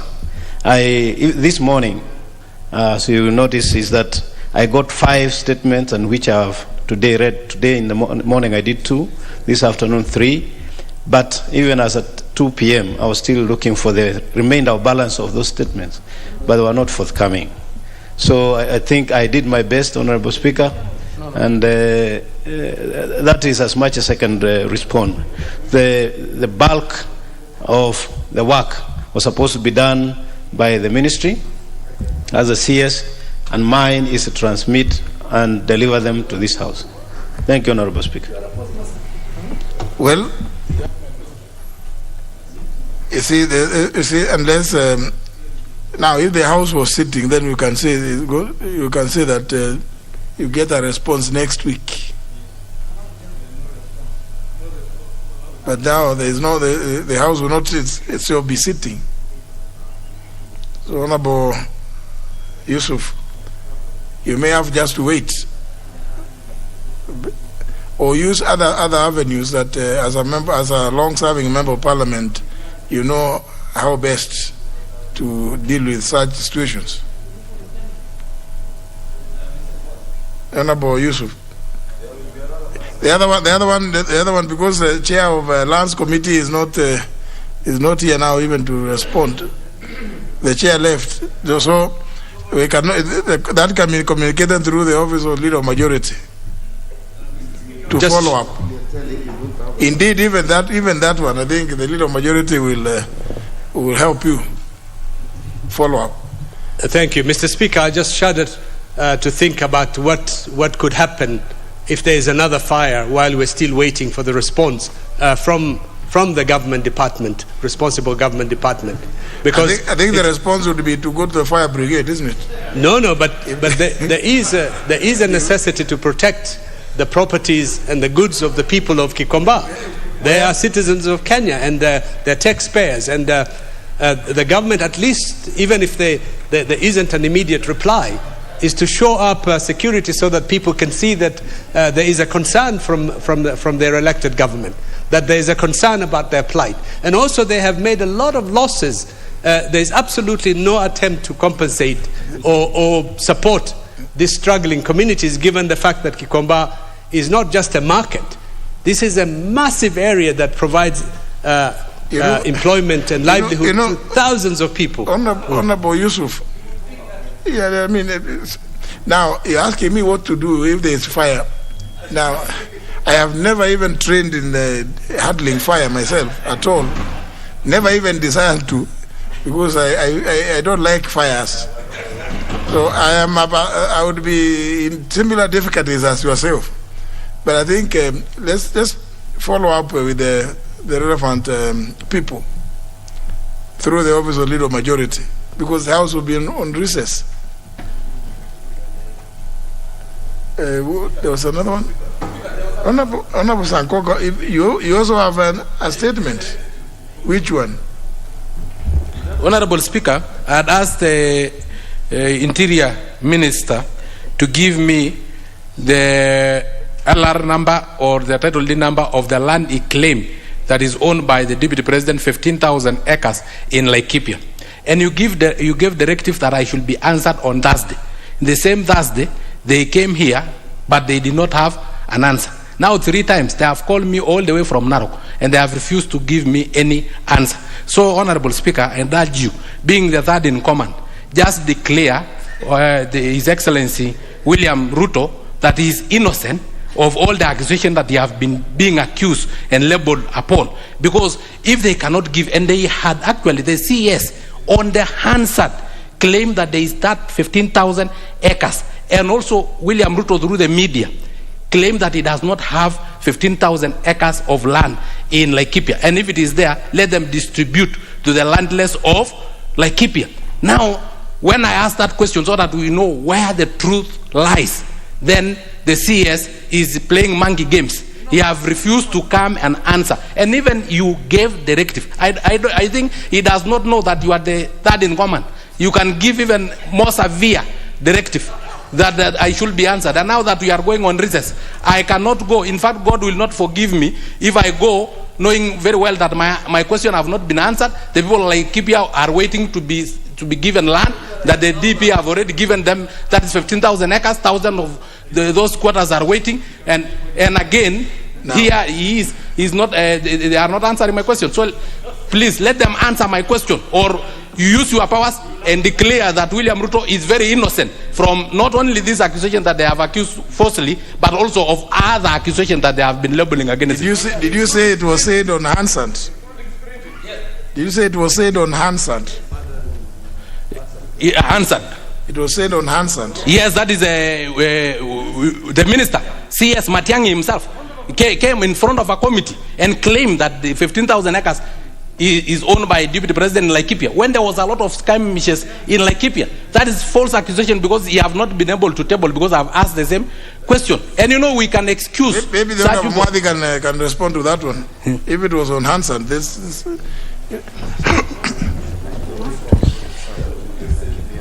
Honorable Speaker, when the Honorable David Sankok, MP, came to this chamber, because he was seated here, a response was supposed to have been given by the CS, but you had instructed that the CS does it. But who came?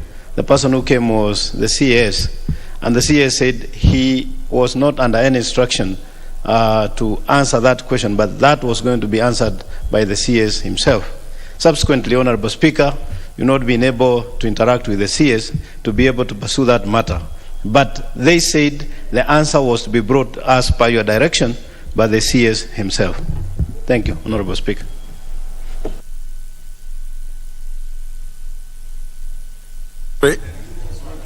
Honorable Sankok, I think you will pursue it with Honorable Mwadi.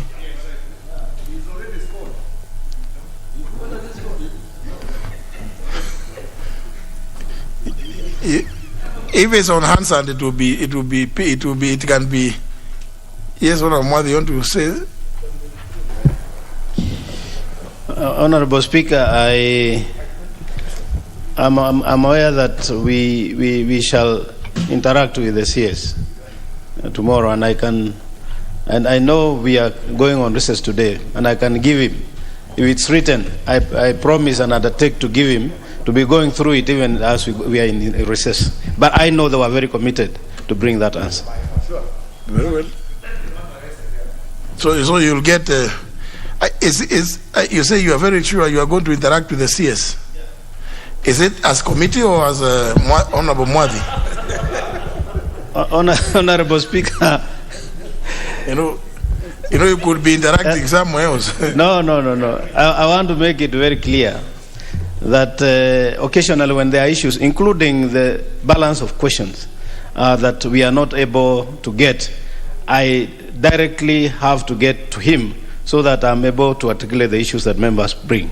And as the chair of the committee, with the authority of the members, they allow me that if I get those, then I can transmit to the members. Then include the one by the Honorable Yusuf. Yes, all of them actually, the pending ones. Yes, all those ones which have been raised, I think it's good that you get... It's my desire, Honorable Speaker, that we have the output that befits the committee. It's only sometimes we get let down by the department. Correct. Thank you. Honorable Ishungwa, what you appear to be itching to say something. Yes, Honorable Speaker. Thank you for indulgence. And today you unusually came after 4. Yes, Honorable Speaker. Unfortunately, or fortunately, I had a sitting with my border chairman and their secretaries in the constituency. That's why I'm late, and I profusely apologize. But Honorable Speaker, thank you for indulgence. Sitting here and listening to all the issues that have been raised, Honorable Speaker, you must agree with me that there seems to be a problem. If you listen to the issue that Honorable Abdul Samad raised, and the Chair of Finance was at pains to enumerate the kind of struggle she has had to go through, it's indeed clear that there is a problem. And you know, Chair, Honorable Speaker, I sit in the Committee of Members' Welfare, a committee whose one of its cardinal responsibilities is to promote and entrench parliamentary democracy. And I see a danger, Honorable Speaker, in our parliamentary democracy being in grave danger from the executive, Honorable Speaker. If you listen to the issues that Honorable Abdul Samad raised, indeed, I remember speaking to that issue when he raised it on the floor, and it is a matter that affects the people that we represent in this House, Honorable Speaker. The Chair, Finance, Honorable Anga, you've clearly heard what she has said, the struggle she has had with the Minister in charge of the National Treasury particularly. Honorable Speaker, we went to great lengths in this House in the course of this session to debate, taking a lot of taxpayers' time and money to debate the motion on fuel prices. And I'm aware the Chair has tabled her report today only after interacting with the Ministry yesterday. I am rather concerned, Honorable Speaker, that particularly the Ministry of Finance or the National Treasury is indeed taking this House for granted. And it's not just the question by Abdul Samad, the issues that had been raised on by Honorable Duale, the issues that we have had to deal with, like the issue of petroleum prices, Honorable Speaker. You have just stated, Honorable Speaker, from where you sit, on the issue of the budget policy statement, a matter that is of serious concern to Kenyans, that if we are going into an election year, Honorable Speaker, and you know, maybe at most you come back maybe a week or two before our scheduled mid-February resumption dates, we may not have time as a House to clearly interrogate the BPS as it ought to be. And I find it deliberate, and that's why I'm seeing a danger to our parliamentary democracy, Honorable Speaker. If we will be coming back in January to look at BPS, possibly look at a supplementary budget, Honorable Speaker. And I'm aware from other quarters, Honorable Speaker, that there are indications that they may even want to recall us from the recess to come and probably look at some of these issues like a supplementary budget. And it is within their right, Honorable Speaker. But we must be firm as a House that if that CS is to table a supplementary budget before this House should be firm not to consider such a supplementary budget until some of the issues that we have addressed in this House, like the issue Abdul Samad is raising, that touches on the people that we represent, Honorable Speaker. People out here are suffering, being forced to get goods. You can imagine you operate from Mariakani or Changamwe, and you are forced to come for your goods from Nairobi and transport them back by road to Mombasa. And those are some of the issues the member for Mvita had raised. The issue on petroleum, Honorable Speaker, is a matter that this House took its time because it affected not just the livelihoods, but even the cost of living of the people that have sent us here. We are going into an election next year, Honorable Speaker. If the people see us not representing them and acting in their interest, Honorable Speaker, they will punish us next year.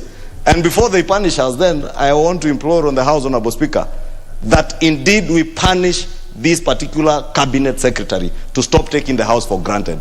And I dare say, Honorable Speaker, I want to encourage the House, if there is a supplementary budget that is being brought in the course of the recess, Honorable Speaker, if the issues that have been raised by members here, the issue by Abdul Samad, the issue by Honorable Duale, the issue of the petroleum business that we are to do, and I'm happy that we have had procedural motions that allow us to consider some of these things and go to committee in the course of the recess, Honorable Speaker.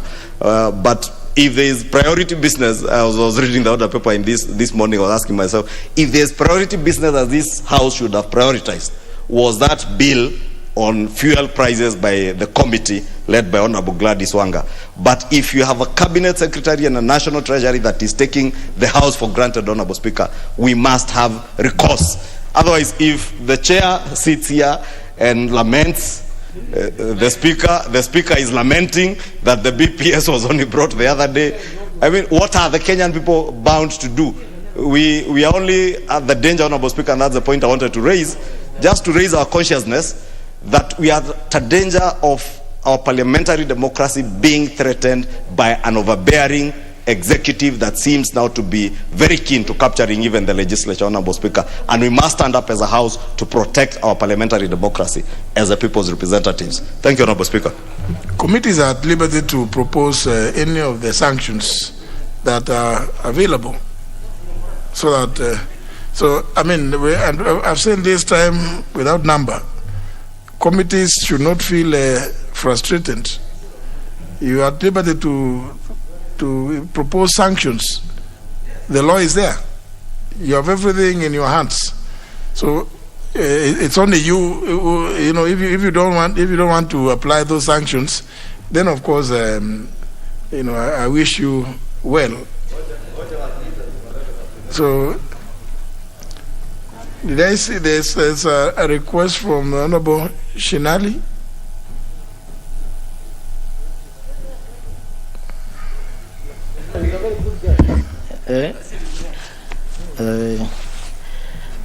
Leader of Majority Emeritus, I have been with you here since morning. Yeah, today, even when you are seconding Leader of Majority. Honorable Speaker, I wish to make a statement. Mr. Speaker, as you are aware, the 2022 budget policy statement submitted and tabled Wednesday, 1st December 2021. Mr. Speaker, this is a statutory document with strict timelines as provided under Section 25 of Public Finance Management Act and National Assembly Standing Order 232.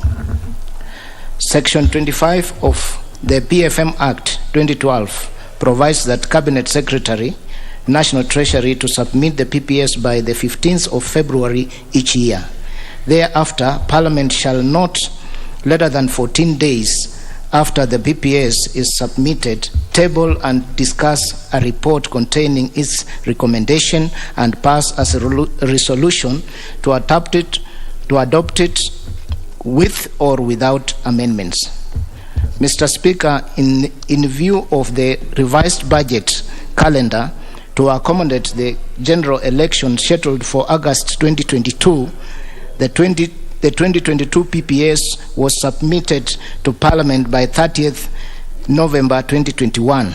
The Cabinet Secretary, the National Treasury and Planning shall take into account resolution passed by Parliament in finalizing the budget for the financial year 2022-23 and the medium term. Mr. Speaker, noting the PPS forms the basis for preparation 2022-23 annual estimates, which are expected to be brought early February next year, it is imperative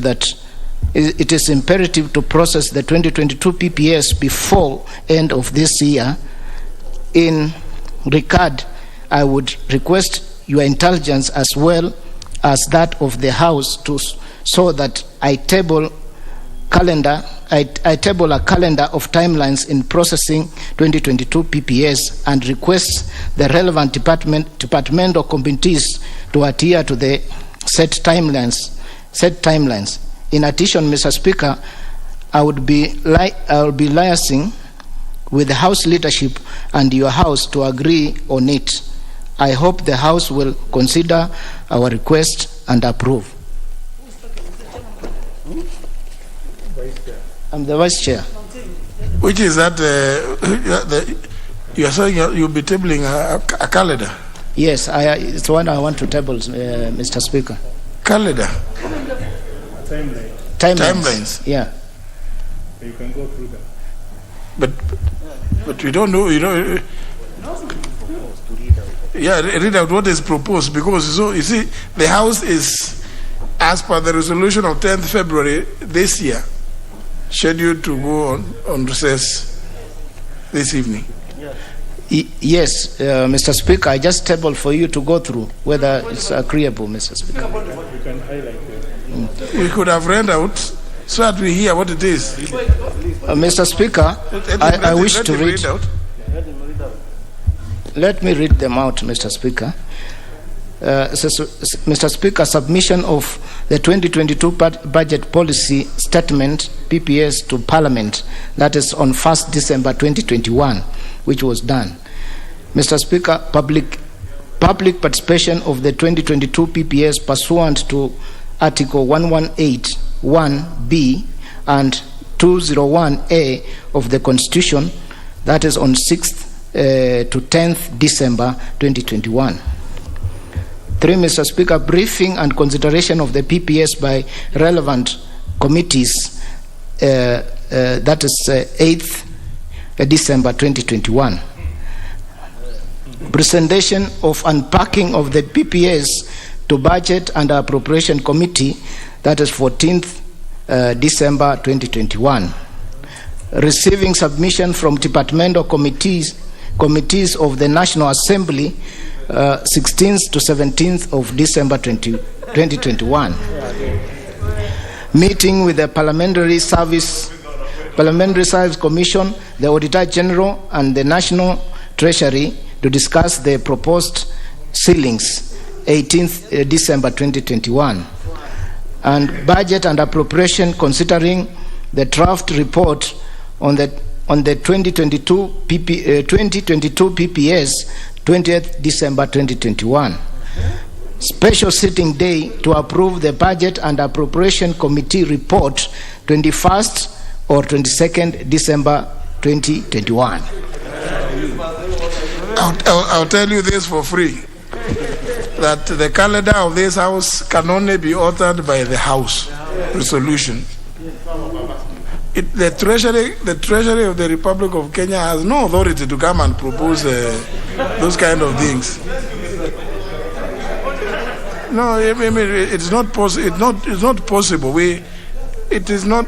People cannot sit on their job and then want to hold Parliament at ransom. That is wrong. They were warned long ago that the House was due to go to recess on 2nd of December. And then the BPS is tabled here on 1st of December, and then somebody starts proposing that 8th, I don't know, 6th, I don't know. I mean, I had not even seen that, Mr.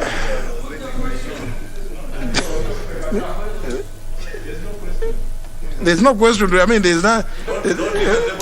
No, but Mr. Speaker, I think we members, even chairs and members, we must protect the independence and the integrity of this House.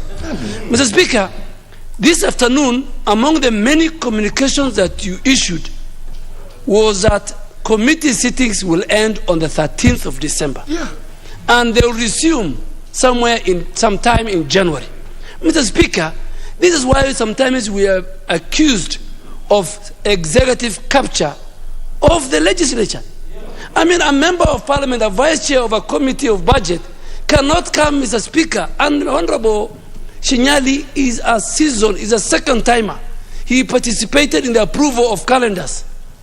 I mean, today, after the Speaker has read a communication, without a motion, he wants to have this House to deliberate on behalf of one Ukuru Yatani until 25th of December. The Speaker, that is an abuse of parliamentary privileges. In fact, this member should be cited for contempt. But the Speaker, I think he's a good man. He's a good friend of mine. Maybe the budget office, and I have a feeling the budget office maybe prepared this. And if they're listening to me, if I'm listening, they're listening to me. Honorable Mrs. Macau and the team she works with are the best, one of the best departments. I don't want them to mislead members. You know, Mr. Speaker, Honorable Shinali walked in, he saw you a number of times, he had a paper. I was wondering, this is a very good, decent man. Why is he being harassed? Little did I know that he had a document, but I think, Mr. Speaker, if he was here, I think earlier, he was not here earlier when you were reading many communications. The House is going on recess this evening, for record. The Speaker has made a communication. The last committee sitting is on 13th. And it's not only for members. Even our staff must go on holiday. So Yatani can look for another parliament, whether it is the Parliament of Somalia or the Parliament of Djibouti, and he can go and discuss those things. We will only deal with this matter when we come back on 24th. Yeah, I mean, we Honorable Shinali, we will treat that one. We treat that one as if it never happened. Just because it is not possible. We've already, and we passed the calendar on 10th of February. So Honorable Shinali, whoever gave you the paper is the one who is trying to mislead you. They just accosted you on the gangways and gave you a paper from budget office. I'll tell you this for free. If the House is so minded, it can make any resolution, including resolving to sit. But that is only the House, but not somebody coming to propose some calendar here. Because the reason why Parliament has been in constant touch with the National Treasury about this issue of the BPS, it was because we did not want them to interfere with the calendar of the House, which we gave them. And now, sorry, it is never done that way. Even it is never done that way. So just take it back to them. They say RTS, return to sender. We treat it as if it never happened. Leader of Majority. Thank you, Honorable Speaker. It's closing day, so there are light moments like this are expected. Honorable Speaker, pursuant to the provisions of Standing Order number 44-2A, I rise to give the following statement on behalf of the House Business Committee, which met on Tuesday, the 30th of November, to prioritize the business for consideration. Honorable Speaker, I wish to take this opportunity to thank you, honorable members of this House, as well as your staff, for the sacrifice, active participation, and overall contribution to the improvement of our lawmaking at every stage of the process, representation of our people, and critically exercising our crucial oversight role. I also commend the committee chairpersons for their diligence in leading the committees in concluding a lot of pending business before them. And in retrospect, I believe it has been a wonderful session in which we have achieved a lot, dared greatly, known great enthusiasm and great devotion. I think this is the first session ever in the history of this Parliament that we've had to work into the night. And it's all thanks to the members for devoting that time. They have also been a key number of key developments, one of which was our attempt at effecting constitutional change. And we all know that we actually surpassed a threshold we have tried over the last 10 years and never achieved. Now, we did our part, and we all know how that one went, and we leave it at that. Now, what more can we aspire to? And I think we deserve to pat ourselves on the back and be proud of the legislative year that has been. Honourable Speaker, as we recollect and appreciate what has been achieved, I wish to point out that the mission of the 12th Parliament is not over yet.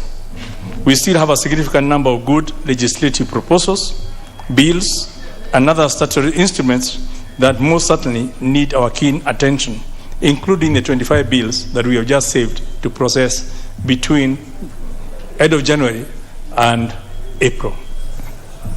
Unfortunately, time and tide waits for no man, and therefore, to complete our mission, before we head to the electioneering period, we need a collective effort of every member and every committee.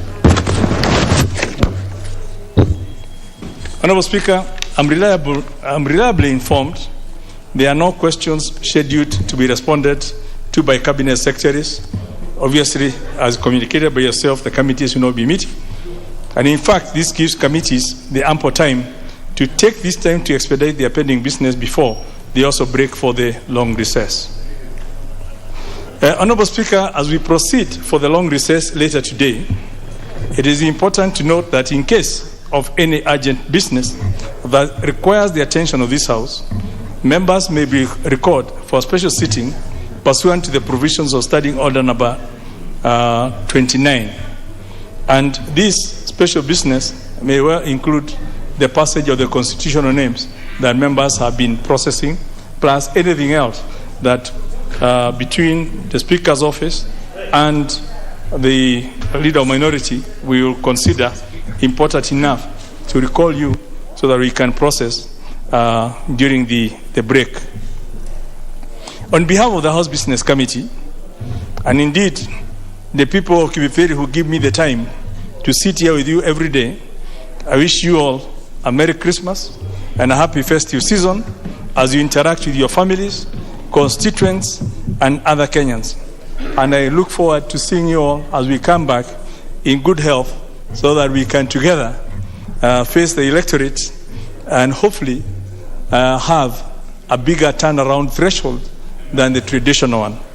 I now wish to lay this statement on the table of the House.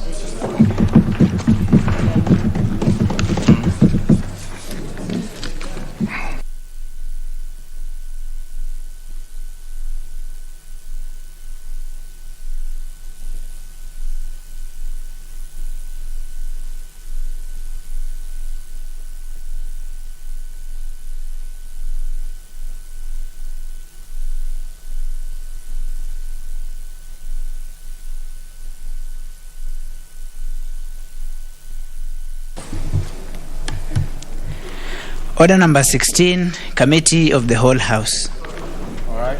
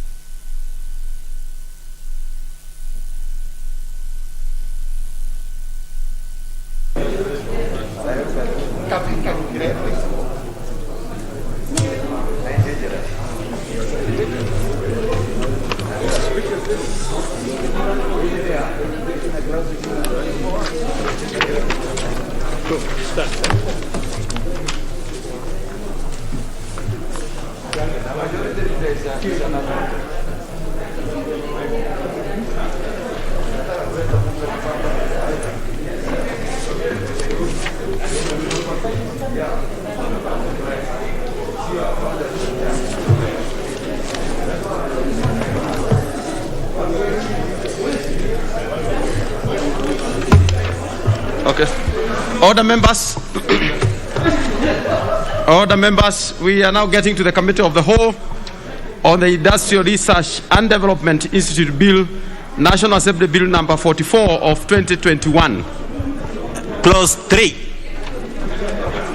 Clause 3, honorable members, I propose a question that Clause 3 be part of the bill. We have an amendment by the honorable chairperson. Who is the honorable chairperson?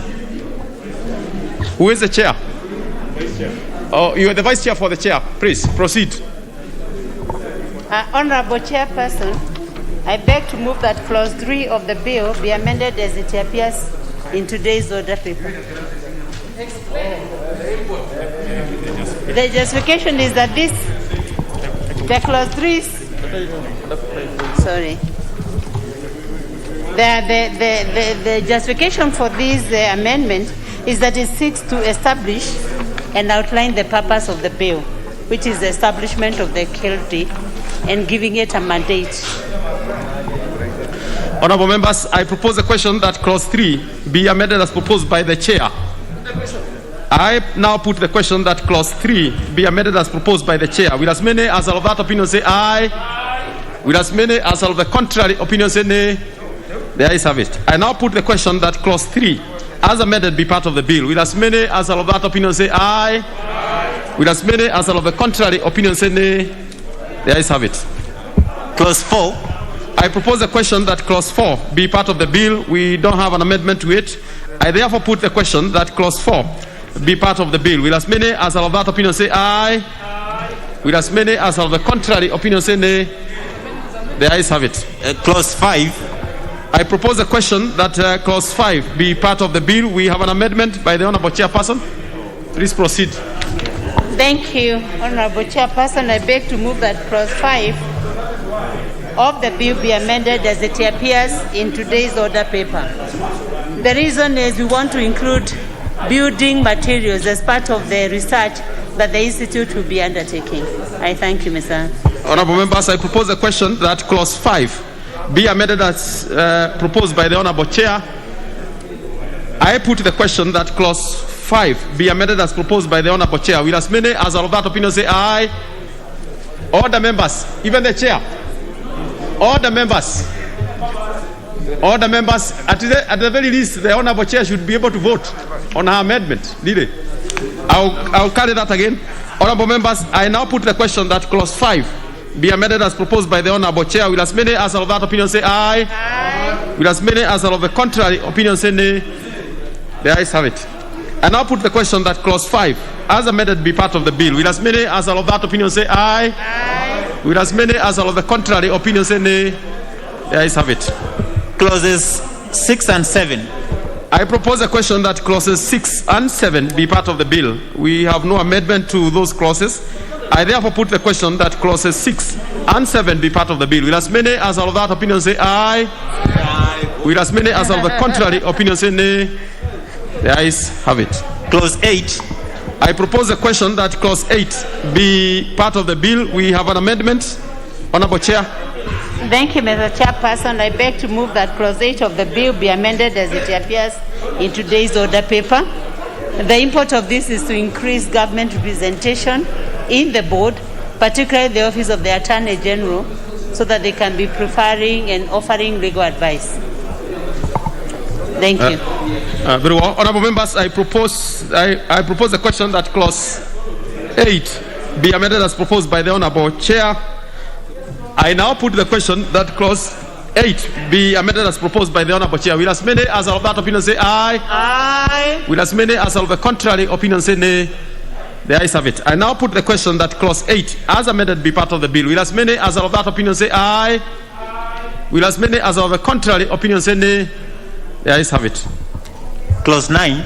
I propose the question that clause 9 be part of the bill. We have no amendment to it. I therefore put the question that clause 9 be part of the bill. Will as many as are of that opinion say aye?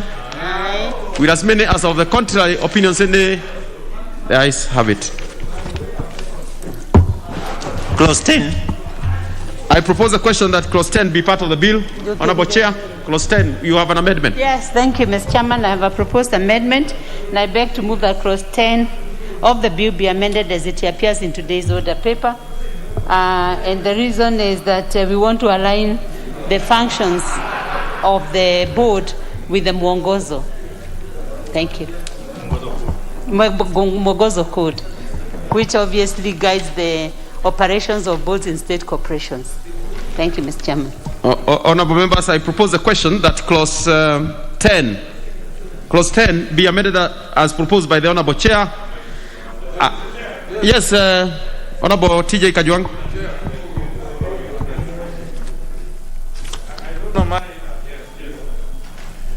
Mr. Chair, I must confess that I wasn't putting my head to this, but when I had certain things being mentioned and I happen to be an authority in them, and you know, the gracious lady who is moving these amendments is a person who I hold in very high esteem.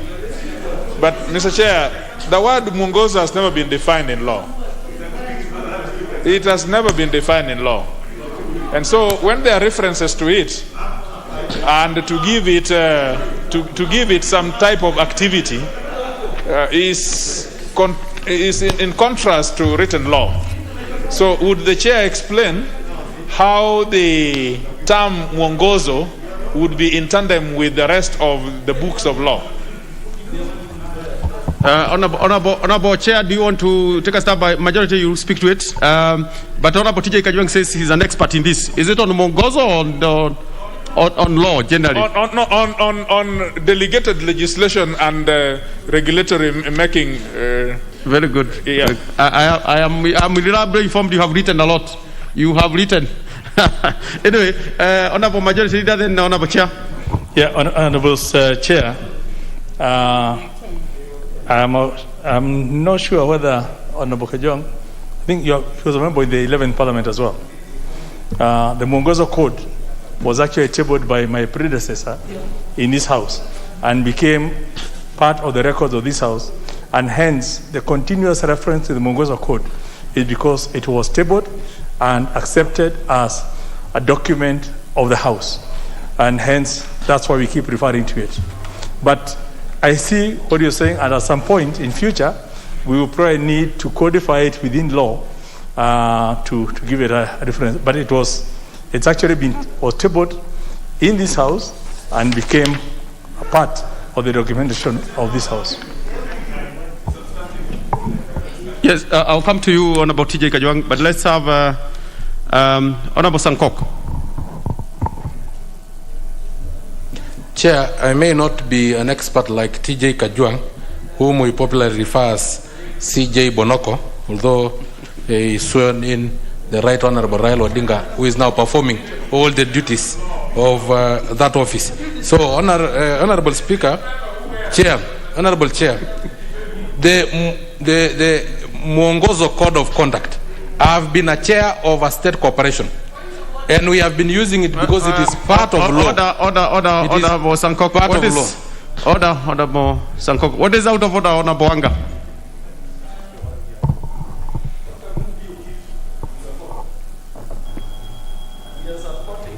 Give her the mic.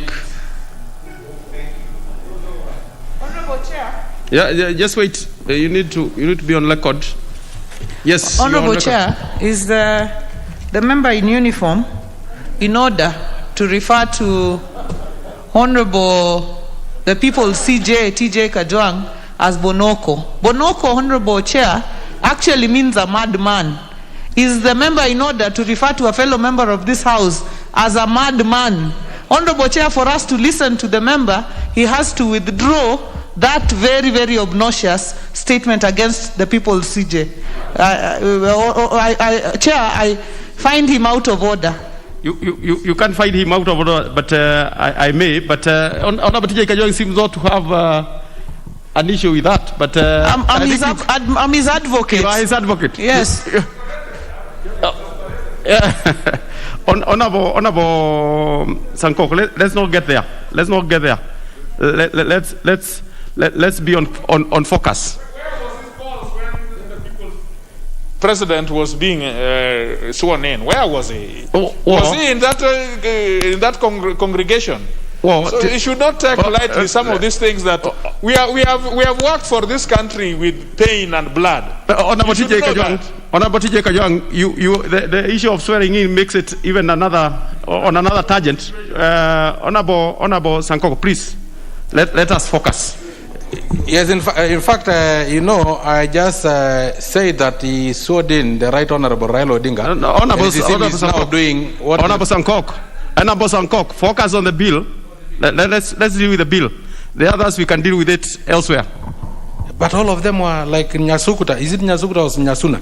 Okay, Honorable Speaker, the issue of the state cooperation, that is the Mwongozo Code of Conduct.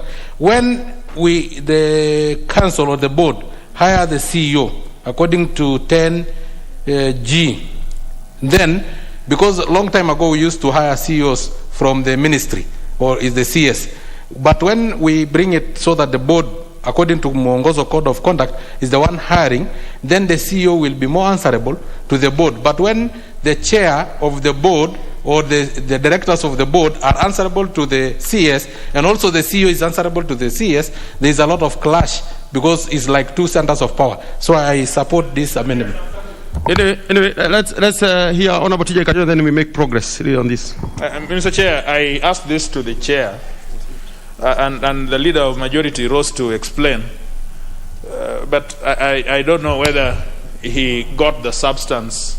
I think he did. That look, Mwongozo Code was brought to this house as a policy paper, and as a policy paper, which therefore was the basis upon which legislation was made.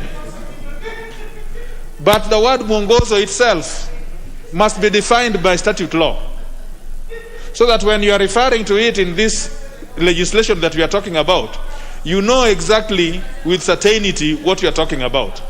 And so it is just a simple thing. It does not even require debate. I do not know why a clear issue such as this should lead us to a debate.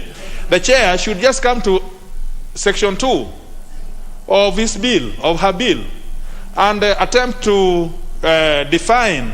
After we have run through the clauses, we will come back to definition section, which is section 2. And in that section, she should define with clarity what Mwongozo literally means. Then anybody reading that legislation will know what this thing is all about. It is all of us who are legislation practitioners will understand that is a common sense in my view. Thank you. Very well, Honorable Chair, I'm sure has taken note, but also you define what is in the bill in the first place.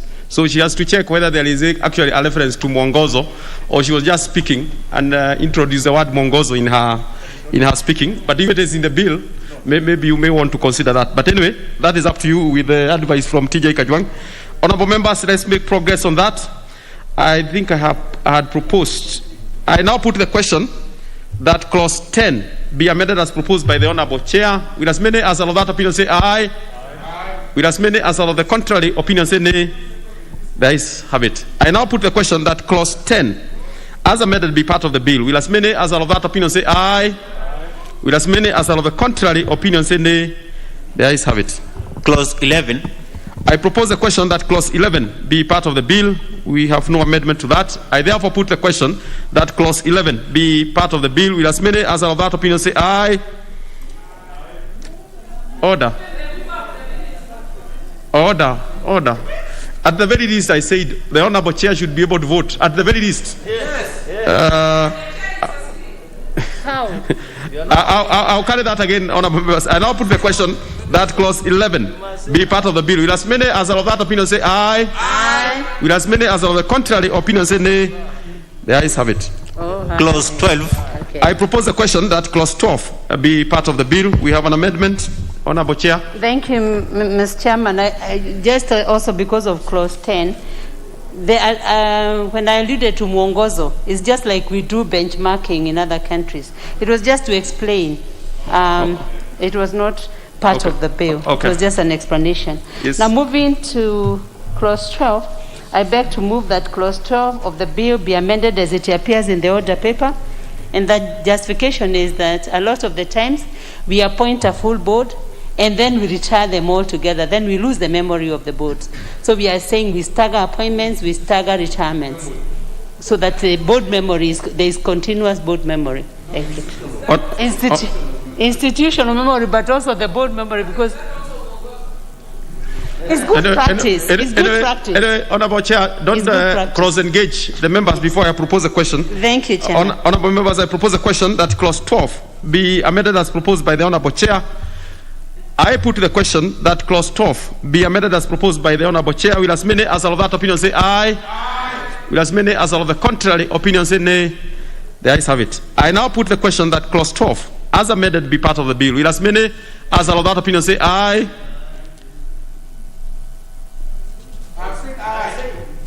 The speaker must hear. The speaker must hear. You see, my eyes got straight to the chair again.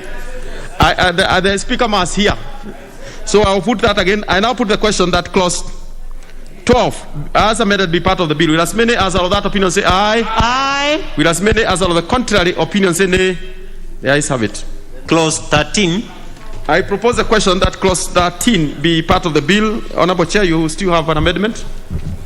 Mr. Chairperson, I beg to move that clause 13 of the bill be amended as it appears in today's order paper.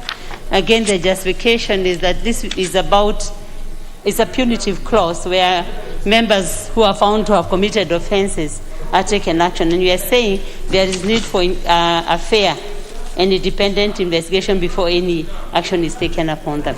So it's actually a good practice when you're introducing a punitive clause in law. Thank you. Let me propose, Honorable Miri Odhiambo first. I propose a question that clause 13 be amended as proposed by the Honorable Chair. Honorable Miri. Thank you, Chair. Chair, I can see the intention of the member, but I'm just fearful that the way it's worded, it is subject to abuse. That where any member is suspected to have committed, should it be suspected or is accused? Because accused is of a slightly higher threshold than is suspected. And at what point do you say a person is suspected? When a person dreams, when a person imagines? Because suspecting is a very fluid term. The Chair, perhaps you would want to consider putting a stronger word like is accused, because accused is a legal term. Suspected is a very fluid term. So perhaps the Chair of the committee, because you are the one who can amend at this juncture, and it is your amendment, if you could consider using the word not suspected, where a member is accused of a crime. Because you are setting aside, you are not actually removing. Removal is upon conviction. But suspicion, what is suspicion actually in law? There is no suspicion in law. Yes, Honorable Chair, I'll give you a chance. And Chair, you still can consult with your team here as we hear from Honorable Member for Seme. I do not support this basically for the same reason. Accused is too general. It should either be under investigation or on trial for, because those are specific, you know what to do when. But in this case, who is accusing? If a member of one member of the board says he's accused, somebody goes to the press and says we suspect, is that enough reason? So I think we need better terminology, or just drop it all together. Honorable Sankok, Honorable Chair, just I'll give you. In fact, it seems Honorable Dr. Nyikala have stolen from my mouth, because Honorable Millie had come up with something very important, that being suspected is too general. But she have come up with accused. But again, you can be accused by your detractors. And a mere accusation cannot make you to be sent to step aside. I think what we need is a legal term that is already on trial, so that on conviction, then it will be summarily dismissed. But when they are on trial, they can be step aside, so that they cannot interfere with the investigation. But once the investigation have commenced, but not the issue of accused, not the issue of being suspected, not the issue of being looked upon, because will they be using spiritual eyes to know who is suspected and who is not suspected? All of us are suspects. Okay. What is out of...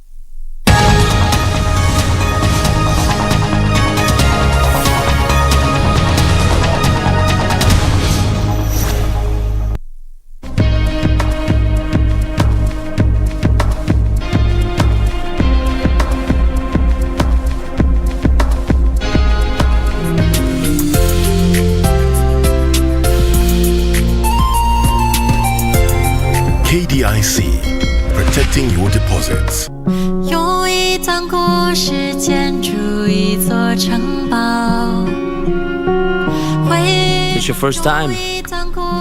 Hey, I can see what's going on. You lack experience.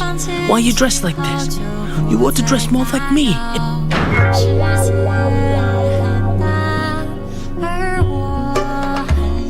Hey, and what was it?